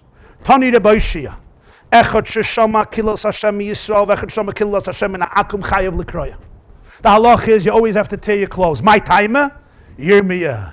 Hine ani Hashem Elokei kol basar hamimeni yipolei kol davar. Hashem tells Yirmiyah, I am the God of all flesh. You remember when he said this pasuk? You remember when he said this pasuk? This pasuk we learned in the beginning.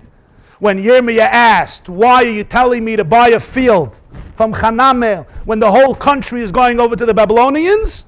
This was the opening pasuk. Hine Hashem, Hine ani Hashem Elokei kol basar, the God of all flesh. If I'm the God of all flesh, that means non-Jews just like Jews.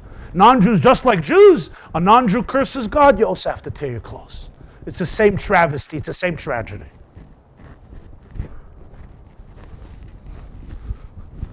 What does this do for us? What does all of this do for us? So now, we're going to come to the text of the Tzafnas Paneach. Learn it inside. You'll see how he conveys everything we discussed, and the connection with Yirmiyah, and back to the Nesinim. Tzafnas Paneach Madura Tinyana Daf Yud.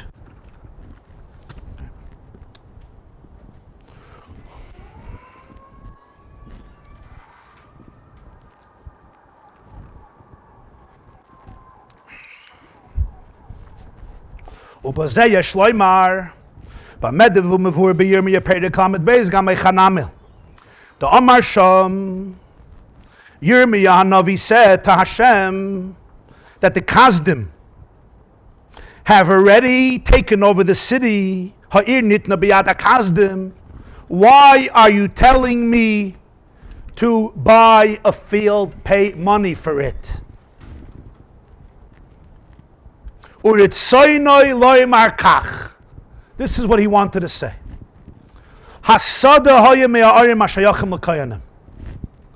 This field was in Anasos. It says clearly. Anasos was a city that belonged to the Koyanim. It says Yirmiyah came from Anasos. That's where the Koyanim was. It says by Yirmiyah clearly, this was Be'eretz Binyamin. Shevet Binyamin gave it as a tax to the Koyanim. Yirmiyah was born there. V'im kain, bizman ha'churban, yishayich l'Shevet Binyamin. Ein Seite daf memchesa mit Beis, the bebayi sheni lo yahayu klal orei migrash. The Gemara in Seite daf memchesa mit Beis says when the first Beis HaMikdash got destroyed, the concept of orei migrash, special cities, open cities for the Kohanim and the Leviim, was obliterated. That whole structure of the division of the land that was instituted by Yeshua when they came in the first time was obliterated. There was no Yovel. Remember, most of the Shvatim were gone. The 10 Shvatim were exiled. Most Jews stayed in Babylonia, even from Yehuda and Binyamin. Only 42,000 Jews came back. Ezra was very upset. So the whole infrastructure changed. The land was open. They had a second Beis HaMikdash, but it wasn't anymore Bayis Rishon. There was no Yovel anymore, no ancestral fields. You settled where you settled, like we settle here, like you settle today in Eretz Yisrael. The concept of Orei Migrash, the Kohanim and the Leviim having their 48 cities, that belonged to them from the Shvatim, the Gemara says in Saita, was gone. That means, says the Rogatchover, if that happened, who did this Orei Miklat belong to? If the Kohanim don't get it, it goes back halachically to Shevet Binyamin. It goes back to Shevet Binyamin. It goes back to Binyamin. Remember the Ravid who says that Orei Miklat could be Iranidachas? Why? Because it's called your city. It belongs to the Jew. They gave it to the Kohanim, but it belongs to the Shvatim. It's not a Klal Yisrael city. That's why even, what do you see from that Ravid? Even after the Kohanim got it, it wasn't transferred to them. If it would have been transferred to them, it would have been a Klal Yisrael city. It still is considered under the jurisdiction of an individual Shevet. That's why it could be an Irei Nidachas. So what happens now when the Kohanim and the Leviim don't have it anymore? Who does it go back to? It goes back to that Shevet. Doesn't go to Klal Yisrael. Doesn't become Hefker. Goes back to that Shevet. To put it differently, there's two ways in which you can give away property. One is you give it away and you relinquish your connection to it. It's called an Halacha Moisrei L'tzibur Yafe Yafe. Like when you give your shekel to Machzas HaShekel or other donations, it becomes part of the klal, doesn't belong to you. And then there is here, Binyamin gives it to the Kohanim, but it's still under his authority, and that's why it could be called Iranidachas. And that's why the moment the Kohen and the Levi doesn't have ownership in it, doesn't have rights in it, goes back to Binyamin. So Yirmiyah now asked a question in Halacha. He wasn't doubting if Hashem would tell him, buy a field today, put it away. One day Jews will come back here, fine. Halachically, there's a problem here. What's the problem? Who am I? I'm a Kohen. Who am I buying this field from? Another Kohen. It's like me and you will do business, yeah? Over Chaim Yankel's house. It's illegal. It's against halacha. He didn't have a munah crisis. He had a problem with halacha. We're making a transaction on somebody else's house. The bablayim are here. Are in Migrush bottle. It's gone. It's over. It's over. Sadly, but it's over. We don't have any Migrush anymore. As long as we have it, let's say 100 years, we could sell, we could buy. One coin to another coin. It's ours. But the fact is, it goes back to Binyamin. If it goes back to Binyamin, I said, I'm buying a field that belongs to Binyamin. I'm paying him money. It's not his field. It's not my field. What are we doing? That's a problem in Halacha. That would be his issue. No, das ist a große Shaila. What's Hashem answering? Sagt der Rogatchover weiter. Ein Seite der Bayeshen L'Hoyer Migrash. V'zeh Dama Yirmi L'Kadosh Baruch Hu. Maza HaMechira HaKrek Far Einei Shalahem Klal. What are you selling? Something that doesn't belong to you? If you're telling me you're selling it for a year, for 5 years, for 10 years, you want to give the Jews hope, fine. I'm telling you the whole Mechira has no gather in Halacha. We're stealing. We're both stealing. Ooh, Achzeh Talya Bahach Machloikas B'Yavamas Ayin Tes. For this, you got to go to Yavamas Ayin Tes. You remember what Machloikas? Rabbi and Reb Chia with the Gevoinim. What was that? 150 years after Churban Bayesheni, Rabbi said, you can't release the Gevoinim. Why? Chelek Mizbeach Miyater.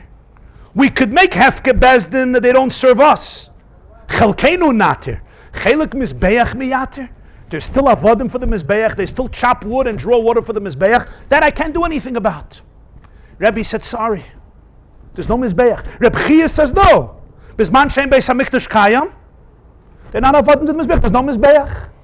Rabbi said, there's no Mizbeach, but they have the Mizbeach. Reb Chia said they're not. There's no Mizbeach. They're only avodim to us. We could relinquish our ownership over them. Hefke bezdin hefke. What's the machlokes? There's no Beis HaMikdash. Rabbi didn't know there's no Beis HaMikdash? What's the machlokes? Take a look. The Bisman HaChurban Mikol Makoim Chelek Mizbeach Kayam. Rabbi holds in the time of the Churban, the part of the Mizbeach exists. The ownership of the Mizbeach over them exists. The Etz lo yizbarech lo shayach klal gedez man. By Hashem, the definition of time is non-existent. V'hakol k'nekuda v'chut ha'sayda k'mevor b'toysef te'ediyas perek aleph. Past, present, future is like an indivisible seminal point, like a strand of hair. V'im kain gam oz yeshna.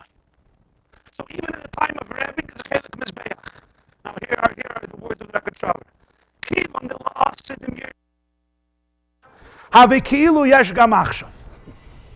Because in the future, there's going to be a Beis HaMikdash, third Beis HaMikdash, Rabbi, this is all Rabbi. And there's going to be a chelik mizbeach that they belong to. In God's world, it's still here. It's here. It's here. The asid is here. So miyater. V'chein gabei ori miklat, ori koyanim. One day the koyanim and the shmatim are going to come back. The koyanim are going to get their cities, yeah? In Hashem's world, the future is here. Yirmiyahu, it's a real sale. You know why? They're coming back. It's all going to be here. So now it's a real sale. For this, I need you to do a sale. It's not just a promise. There's a real kingdom from one coin to another coin based on the future. The same argument between Rabbi and Reb Chia and Kivayachal between Yirmiyah and Hashem is the same in Yerushalmi Ksuvas with the little girl, with the girl. Im oimrim lefarnes lelaves. Do you tell the Gabayt tzedakah to borrow? V'roitze loy markach. Ein berashi megillah heyu beran. Muchach da oimer sheyavi karbon lezman ploinim hevi koidem lechen lo yotza. If somebody says, I'm going to bring a sacrifice by this day, and he brings it a day before, he did not fulfill his obligation. Why? Because the obligation begins that day. So therefore, the previous giving of the carbon does not fulfill the obligation that happened after he separated the carbon. The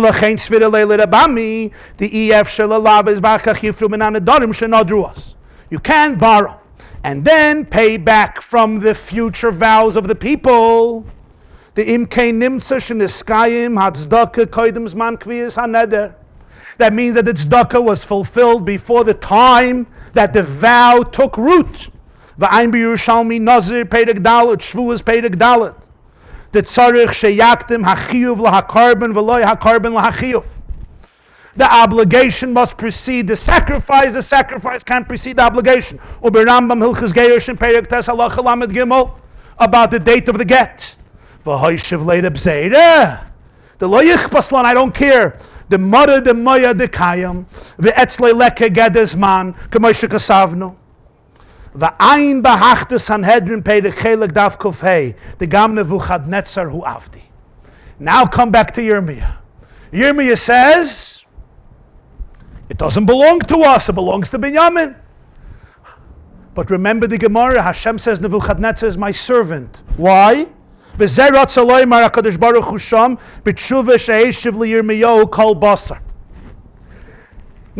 asks the question, what are Hashem's first words? You remember in his response? His first words is, Hine ani Hashem elokei kol basar. I'm the God of all flesh. Why is that the opening response? And from there you learn that if you hear a guy curse, you have to tear your clothes from this pasuk. He says, why? The Mizei Yalef HaYerushalmi B'Moyed Katan Pei Gimel Da'av Ben Noyach Im Gidev Tzarech Gam Kin L'Kroya. The Kol Basar Roitza Loimer Hashgacha Pratas Gam B'Bnei Noyach. I'm the God of all flesh. Don't think there's divine providence by Jews. There's Hashgacha Pratas, divine providence by non-Jews, by every flesh. V'im Kein Tzarech L'Kroya Gam Al Gidufay. When he cursed, it's not like we'll soon see why you tear your clothes. It's not like he cursed. Nope, cursed, big brother, he cursed. Go away. You have to tear your clothes. Why? What really happened there? Because there's hashgacha on him. V'im kein, gam Nebuchadnezzar tachas hashgachas HaKadosh Baruch. Nebuchadnezzar is called Monsey, he's Avdi, also under my providence. V'hazman kinekuda. And by me, time is one seminal, indivisible point. V'shayich gam achshav ori koyanim. I look at this land, it's under Nebuchadnezzar. It's under Nebuchadnezzar. It has a connection to Koyanim completely in the world of illusions. No Koyanim, no Leviim. But Zman is a Nakuda. So for me, I see Orei Koyanim in the cities of Koyanim. And it's not like when it's under Nebuchadnezzar, it's out of that realm. He's also in my realm. And in my realm, past, present, and future are one. V'shaper have a Mechira. So it's called Mechira. It's called a halachic sale. Because Eloikei kol basar. That's the key. Umimeni yipole kol davar. I'm not in the world of time. This is a unique moment where the halacha takes on the dimension of quantum mechanics. Where the halacha doesn't recognize time. We usually don't say that. We have ein adam machin davar shlei baloilam. Different shittas about that. There is future, there's present. Dekeli peroisov, perikam afkit. Maybe that you remember. But I'll call upon him. Here, it's a different realm. And in this story of Yirmiyah is in the Haftarah of Parshas Bahar. So in his Tzafnos Panei Chalaton, the Haftarah of Parshas Bahar, he says a few more lines that clarify a few details. Roitze loymar, Ani Hashem Elokei Basar Roitze loymar hashgacha pratis b'bnei Noyach. V'ayim b'Yerushalmi Perek Zayin the Sanhedrin Yalef Mikra Dehini Ani Kol Basar the Tzorich Likroya Al Brichas Hashem Gam Ben Noyach Ritzoyna loymar the Gam Heim Have Geder Hashgacha Pratis V'Tzorich Kriya Shenekar Min Hashgacha Elyoina. What does Kriya mean? Kriya means to tear. You detach something. Kriya is also associated with the word akira. Kera. When you reconfigure the words, it's also nekar, akira, uproot. Oikim in ashoirish. Every person, every creature is part of the divine, Jew and non-Jew. Hashgacha encompasses the whole universe. The moment he curses, what's pshat? He uproots himself from himself. He uproots himself from the true reality. That's what Kriya represents. You're not just tearing your garments as a sign that you're upset. The concept of Kriya means that there was a detachment that was created. The question now is, when a Jew curses Hashem, I know that there's a detachment. When a non-Jew, an Ovid Chechavim curses, okay.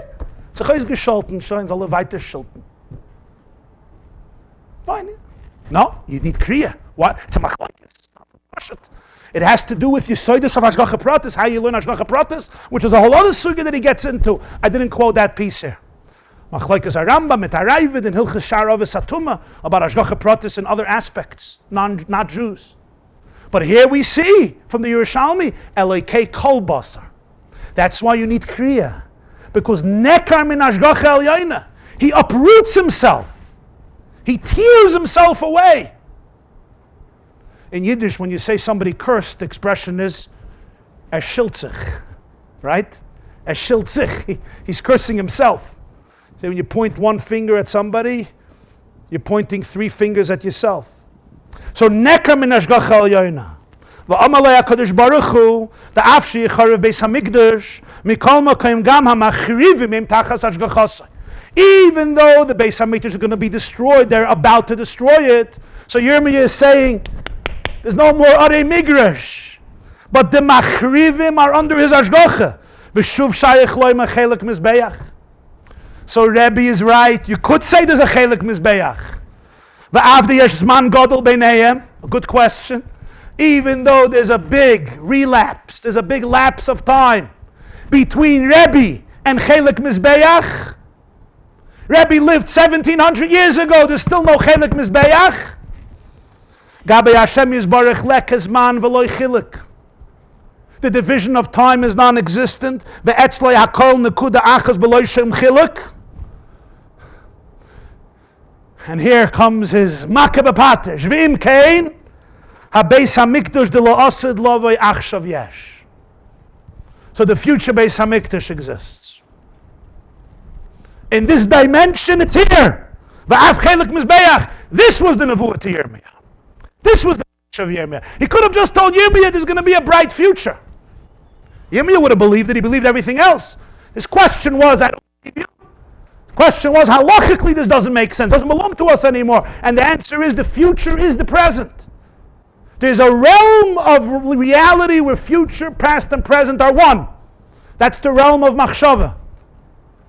Where the whole house, which may take 100 years to build, the Beis HaMikdash takes 2,000 years to build. Or so it seems. But a machshava, it's there. So if so, you could buy the field from Chanamel and put it away. L'man yamdu yamim rabim. And what else? Chelik Mizbeach. Who says this? Which fits into the Gemara in Tainis Dafei. It says that Tisha B'Av was a nidcha. You remember the Gemara? Tisha B'Av was postponed from Shabbos to Sunday. What did Rabbi say? Kiven de idchi. Once it was pushed off, just forget about it. So the Mefarshim say, Chasam Sofer and many others, why Rabbi? He was Einikol of Beis David. Rabbi is a grandson of Hillel, grandson of Reb Shimon, Reb Gamliel the Yavner, Reb Gamliel Hazak and Hillel, who came from Beis David. In Rabbi's world, he always wanted to uproot Tisha B'Av. In Rabbi's world, Chelik Mizbeach is here today. It's a halacha today. The Mizbeach obligates them. Chelik Mizbeach transcends time. So the world of Rabbi, given the Itcha, because Tisha B'Av is bechlal flimsy by him, even in a regular year, never mind when it's Itcha, so it's already, there's a crack in the wall, there's a weakening in the wall.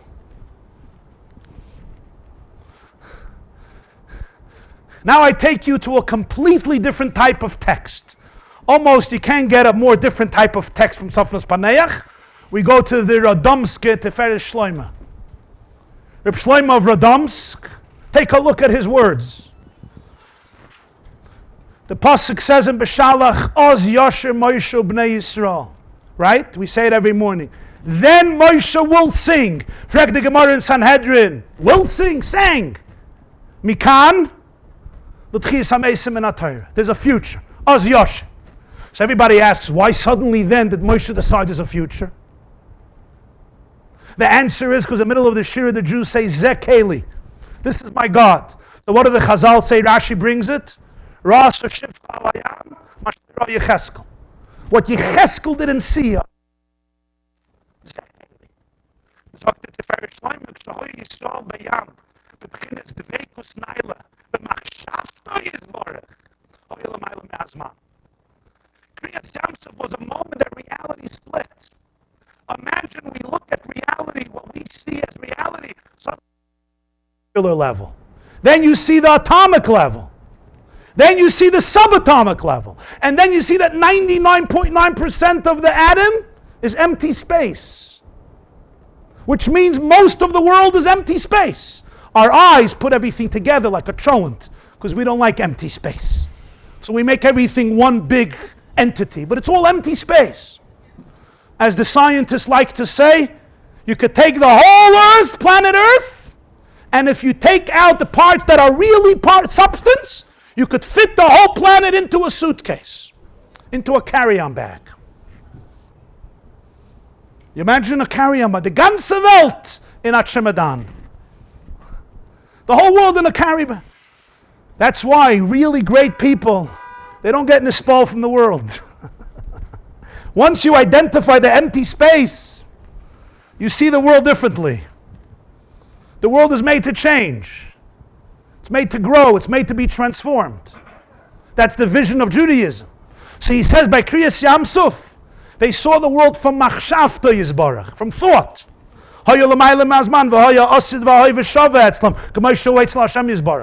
So future, become one.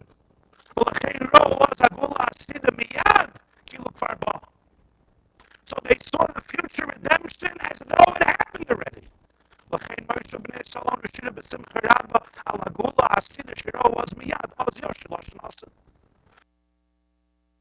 Not only for them, they sang for the future because they experienced the future.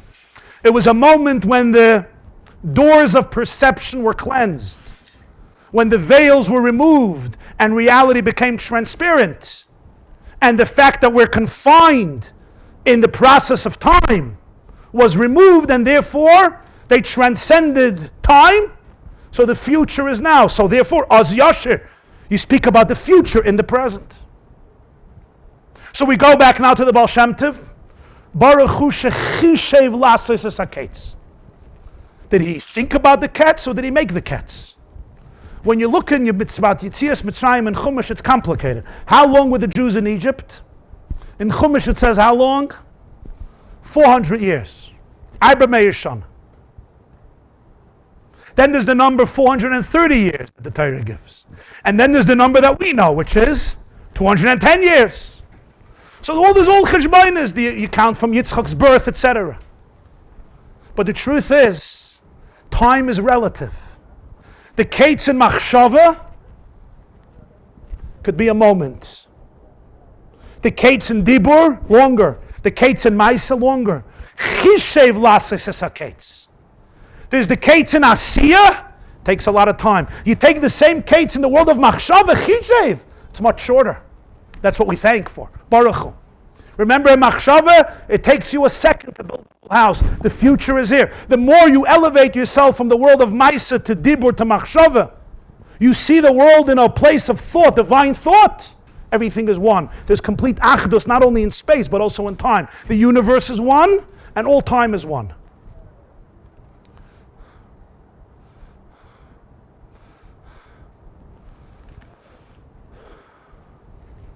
So let's summarize. Let's summarize. We started with the story in Yirmiyah Hanavi.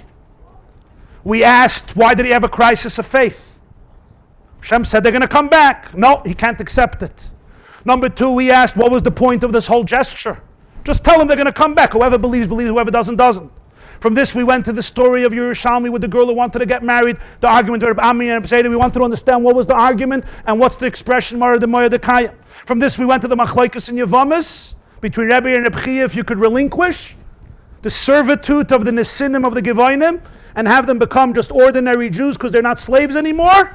Rabbi disagrees, you can't because there's Chelik Mizbeach. Rabbi Barabba says you can absolutely relinquish them. What's the argument? From there we went to the whole discussion, if you bring a carbon before you're obligated in the carbon, it doesn't work. You make a neder later and the obligation is later, but you fulfill it before, it doesn't work for the neder. Which is how we explain the argument between Reb Ami and Reb Ze'era, the response of Reb Ze'era that God transcends time, which gives the perspective on knowledge and choice. Hashem's knowledge doesn't contradict free choice because he sees what you chose. So when you chose freely, which explains what Yirmiyah's problem was. It doesn't even belong to us to buy and sell. This halachic transaction is illegal halachically. It's taken away. The halacha says there's no Ari Migrush anymore. My problem is not in a year it's not going to work. My problem is now it's not halachic. You're asking me to bring witnesses, to make a document, to pay money. The whole transaction is not fair. It's unjust. It's dishonest. Hashem says, Morid Moya Dekayam. Chut HaSayra. The future is here. Rabbi says, Chelik Mizbeach is here. If it's here, you could make the transaction now. Where do you see it? L.A.K. Kol Bos. The non-Jew is also under Hashgacha Pratis, also in the divine realm. So Nebuchadnezzar's actions are not divorced from the divine realm. And therefore it's not a separate world. When he curses, you tear. But it's not a separate realm. If it's not a separate realm, he's also under my providence. So right now, in one dimension, it belongs to him within time. In the way it's playing out in time, it belongs to Nebuchadnezzar. But he's Avdi.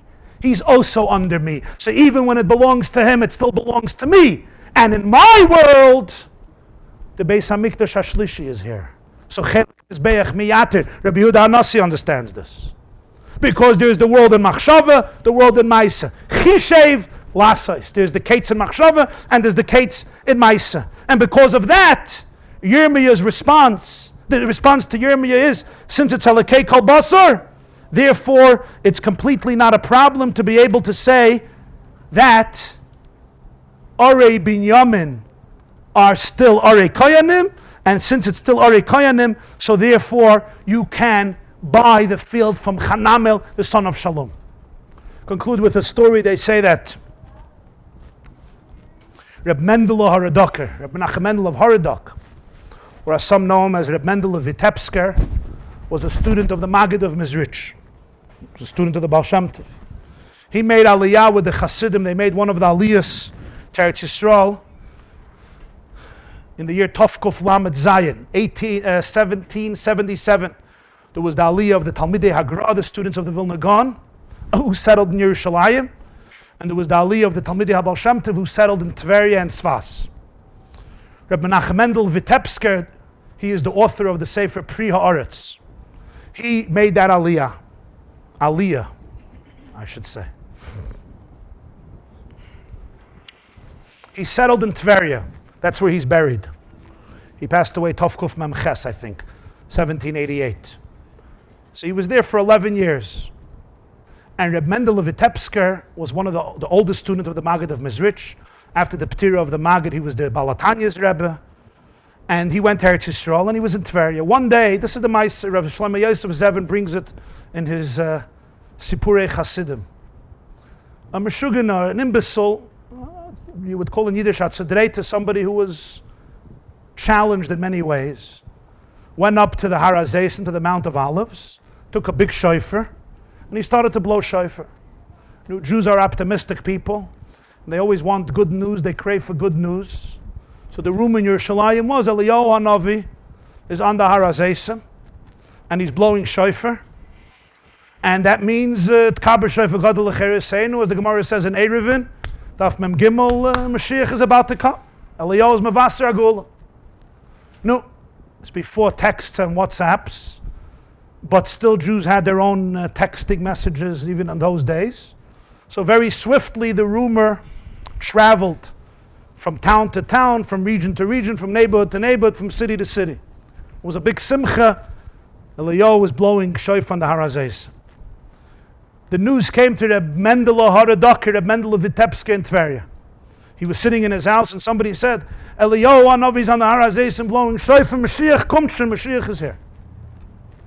So Chassidim say Reb Mendel of Vitebsker went to his window, he opened the window, he stretched out his head, and he gave a smell. Snuff. He sniffed the air. And he turned around and he said, Leider noch nicht. Unfortunately, not yet. And of course, they discovered that this man was,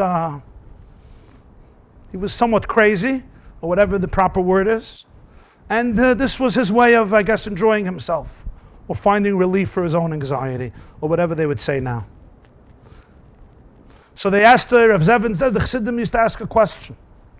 If he could smell the air and know if Mashiach came or not, or did he have to go to the window, open the window and stick out his head? And the pshat is, as the luft in the shtub from the Mendel Haradoker is allemal gewen Mashiach dik. The ear in the home of the Mendel Haradoker was always permeated with the energy of Gula, of redemption. In order to smell if the Golus is here or not, he had to open the window and smell what is outside. It's brought in Svarim.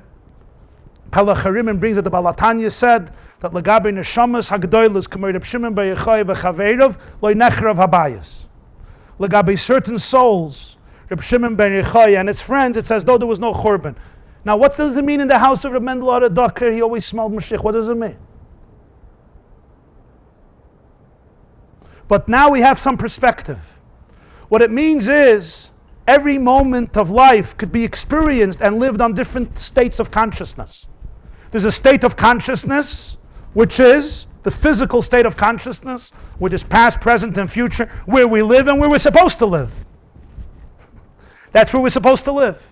But there's deeper states of consciousness that we have access to at one point or another, whether when we give tzedakah or at another moment of machshava or tefillah or Torah, whatever it is, avodah. And over there, in the words of the Rogatchover, Beis Hamikdash Hashlishi Kvar Yesh. Beis Hamikdash de la'asid lavei achshav yesh. La'asid yiyeh havekilu yesh gam achshav. On a different plane, that reality is. It's a perspective on a person, the way he's post-redemption.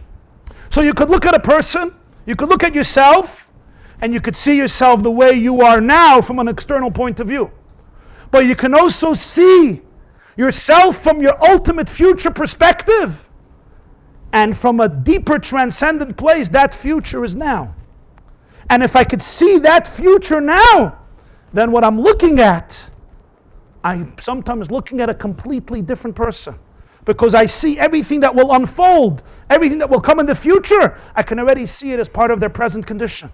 So therefore the atmosphere in my house becomes an atmosphere that is filled with the energy of redemption. Yeah. Very good question. Rabbi Akiva, at the end of Masechta Makos, sees what his friends see. They see a fox coming out of the Holy of Holies. This is after the Churban Beis HaMikdash. They cry. He laughs. Why does he laugh? He says, because there's a nevuah, oid yeshvu skenim uskenis berchayvis Yerushalayim. He doesn't know if that prophecy will be fulfilled, that one day Jerusalem will be rebuilt. But now that he sees Tzion Sada Techaresh, that Zion was plowed like a field, that a fox is coming out of Kodesh HaKadoshim, now I know that the other nevuah, the positive prophecy that Jerusalem will be rebuilt, will be fulfilled. The Gemara at length explains his answer. Va'ideli shnei edim ne'amadim nevuah of Uri, the nevuah of Zechariah, ad shaloi niskayim nevuah shalzeh. As long as this prophecy wasn't fulfilled, I don't know if the other prophecy was fulfilled. Now that I see a fox coming out of Kodesh Kadoshim, I know that the other prophecy will be fulfilled. And the Gemara finishes Maseches Makos b'loshen hazeh amru loi, Akiva nichamtonu, Akiva nichamtonu. Akiva, you have comforted us. Akiva, you have comforted us. Now I ask you a question. These Tanoim did not believe in the future? They did not believe that in the future Jerusalem would be rebuilt? Of course they did. They believed in Moshiach. They cried because of what they saw now. What is Rabbi Akiva saying? I want to ask another question. If Rabbi Akiva would not see a fox, he wouldn't know that the nevuah of Zechariah will be fulfilled. Rabbi Akiva was doubtful if a prophecy will be fulfilled. It's one of the principles of faith. Rabbi Akiva had to see the fox to believe in the other emunah, to believe in the other prophecy. Of course, the explanation is much deeper. This has to do with Gemara in Menachos. The Gemara in Menachos says that when Rabbi Akiva was killed, the Gemara in Brachos says Rabbi Akiva was killed. The Gemara says in Menachos that the Malachim asked Hashem, how can this be the reward for Torah? And the answer was, Shtoik kach ala b'machshava. Be quiet.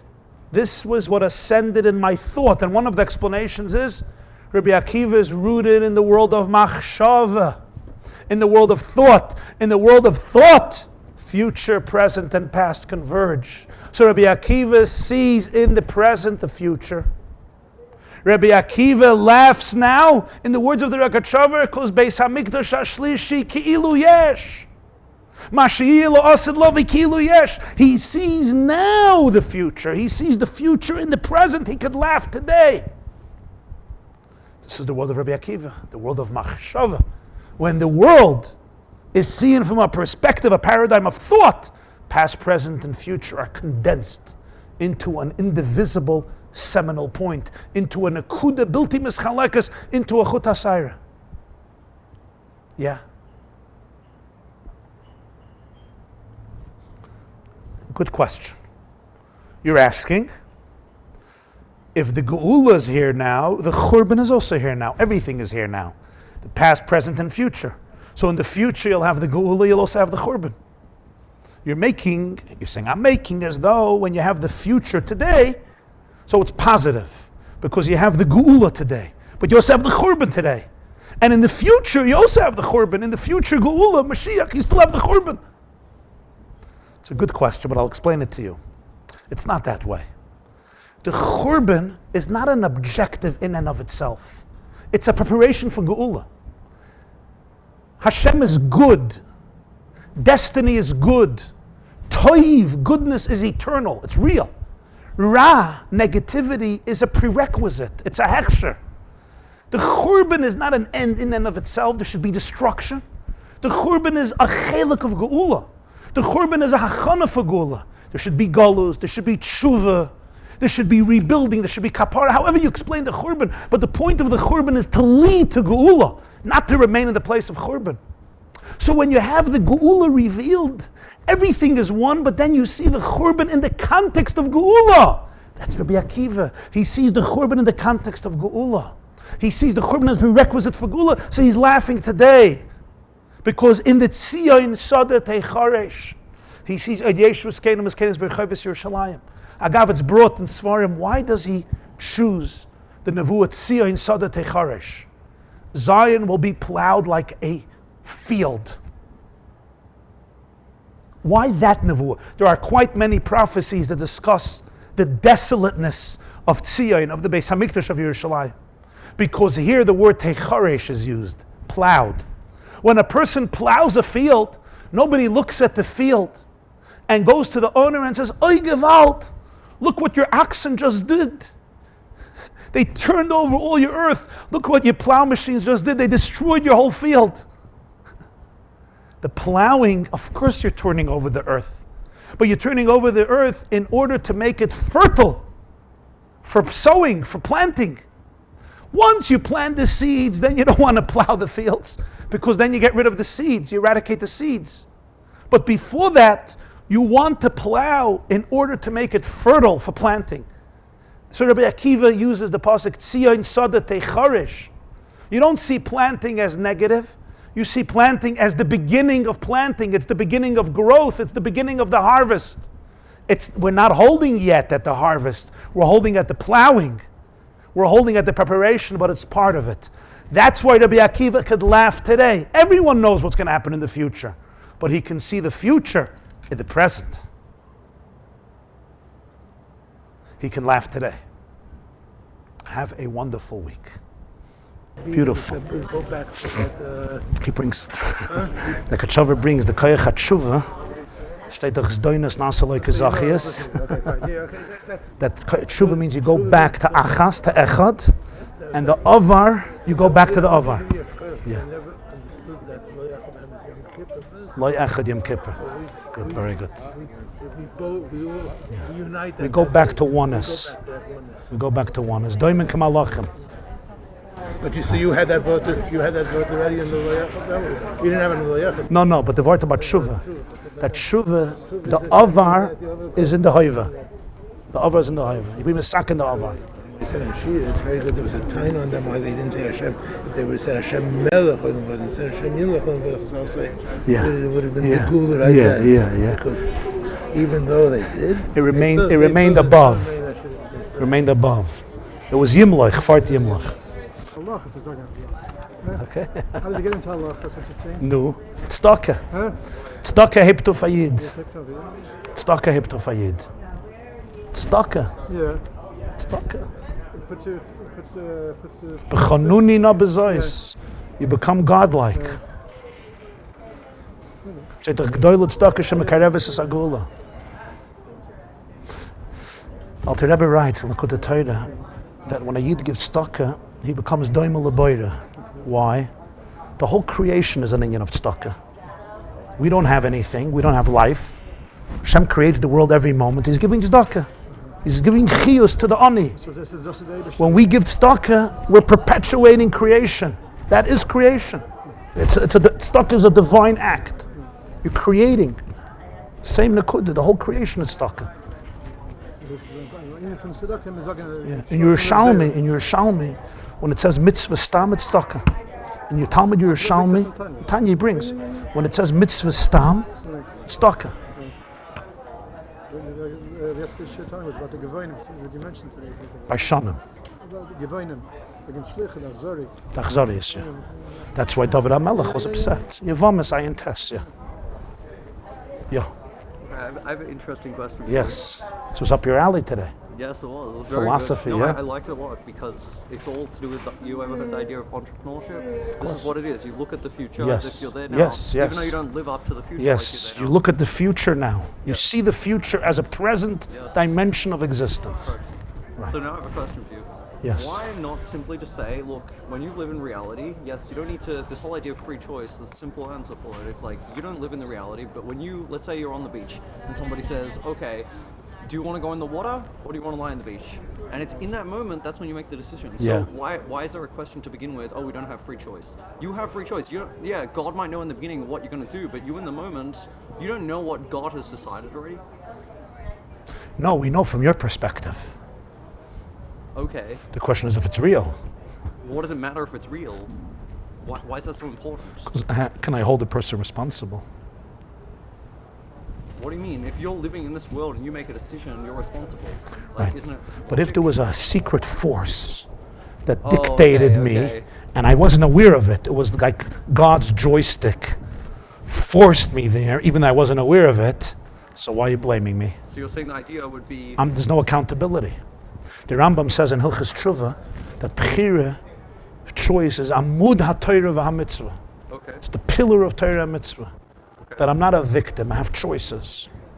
But if there's a secret joystick that I'm following, there's a secret script I'm following, even if I'm unaware of it, but there's a force underlying me subconsciously that ultimately forces me to go in this direction, which is what many thinkers and psychologists believe, that everything is predetermined. Everything is predetermined. They don't call it God's knowledge, they call it genetic factors. Genetic factors. So even if I think I'm choosing, but I'm not, I'm ultimately compelled. So there's no accountability. There's no real accountability. There's no real responsibility. You still may throw him in prison because he's a danger, Okay. but there's no accountability. So why are we holding someone accountable that goes into a casino and it's all subconscious and they spend all their money? and That's they lose why Bechira is so important. That's the point. I'm answering your I question understand that, but I'm saying, so why doesn't my because answer work? because then you can't hold him accountable. So how can you hold the person accountable that goes in the casino Because and there, decides to spend his money? because there is Bechira. There ultimately is Bechira. We have choice. That's the point. God knows, but we choose. Okay. So then I have one other question for you, because you said like the statement that I think Rosero says about like, okay, God knows everything. Yeah. So it's Yeah. okay, let's move on. This is Okay. my mind. No problem. Ja. Hast verstanden? Yeah, but I missed part of the sheet, so I don't know Okay. if you said or not. What is Shitz Rav Am? Ah? Shitz Rav Am. Rabbi holds that you can't borrow money because you're going to borrow money, give the ani today. So you gave the tzedakah. You're going to get the money from a person in 5 months who makes a neder. Yeah, but it says there isn't such a thing as past, present, and future. Okay, the question is, can halacha embrace that dimension of existence and say that even though the neder is going to be in 6 months, we're treating it as though it was already? Because it's stuck is, that's the shaykhs. If halacha can embrace that dimension of existence, Rabbi says yeah, Rabbi Chia says no, Lagabi the Nisinim. Lagabi Tzedakah, Rabbi Zayda says yeah, Rabbi Chinana says yeah, Rabbi Ami and Rabbi Yossi say no. Yirmiyah didn't think so. Hashem said yeah, Elokei Kol Basa. Or maybe Yirmiyah didn't think Nebuchadnezzar could be part of that. However you want to learn it. No, so if Bezdin is mafkir, Bezdin is mafkir. Bezdin is mafkir, so nobody owns them anymore. Nobody owns them. Hefker, Bezdin, Hefker. Bezdin is genug shine. They're different. Let them just be free, emancipated. If it's a present thing, you can do. So the Bechia said it's taka God. This Cheluk Mizbech. There's no Beis Hamikdash. It's over. Rabbi said Cheluk Mizbech is present now because the Beis Hamikdash Shlishi Kilu Yash. Mora de Moya de Kayam. Yeah. A person's life. Sometimes people who describe near-death experiences or out-of-body experiences. I'm not now getting into how accurate, how scientific, but they'll tell you that their whole life flashed by in front of them in a nanosecond. Like this. It took 90 years, took 100 years, took 60 years. Boom. 1 second. Het verstanden? Macht gut, huh? Ganz reich. It's like Hashem went, okay, now how's your next? Now you go down and you're going to fix that. Yeah. And then you got to go back into the world of time, because time is also part of the process. The objective was not to escape time. The objective was to transform time into that which transcends time. So in other words, Torah and mitzvahs are divine. It's beyond time. It was given in time, because the objective was to elevate time to a place that's beyond time. You understand? Time should be transformed into timelessness, and the timeless should permeate the time. From doing Torah mitzvahs, When every moment is infused with real divine meaning, so the moment becomes aligned with timelessness, with transcendence. So we link the two realities. This class is brought to you by theyeshiva.net. Please help us continue the classes. Make even a small contribution at www.theyeshiva.net/donate.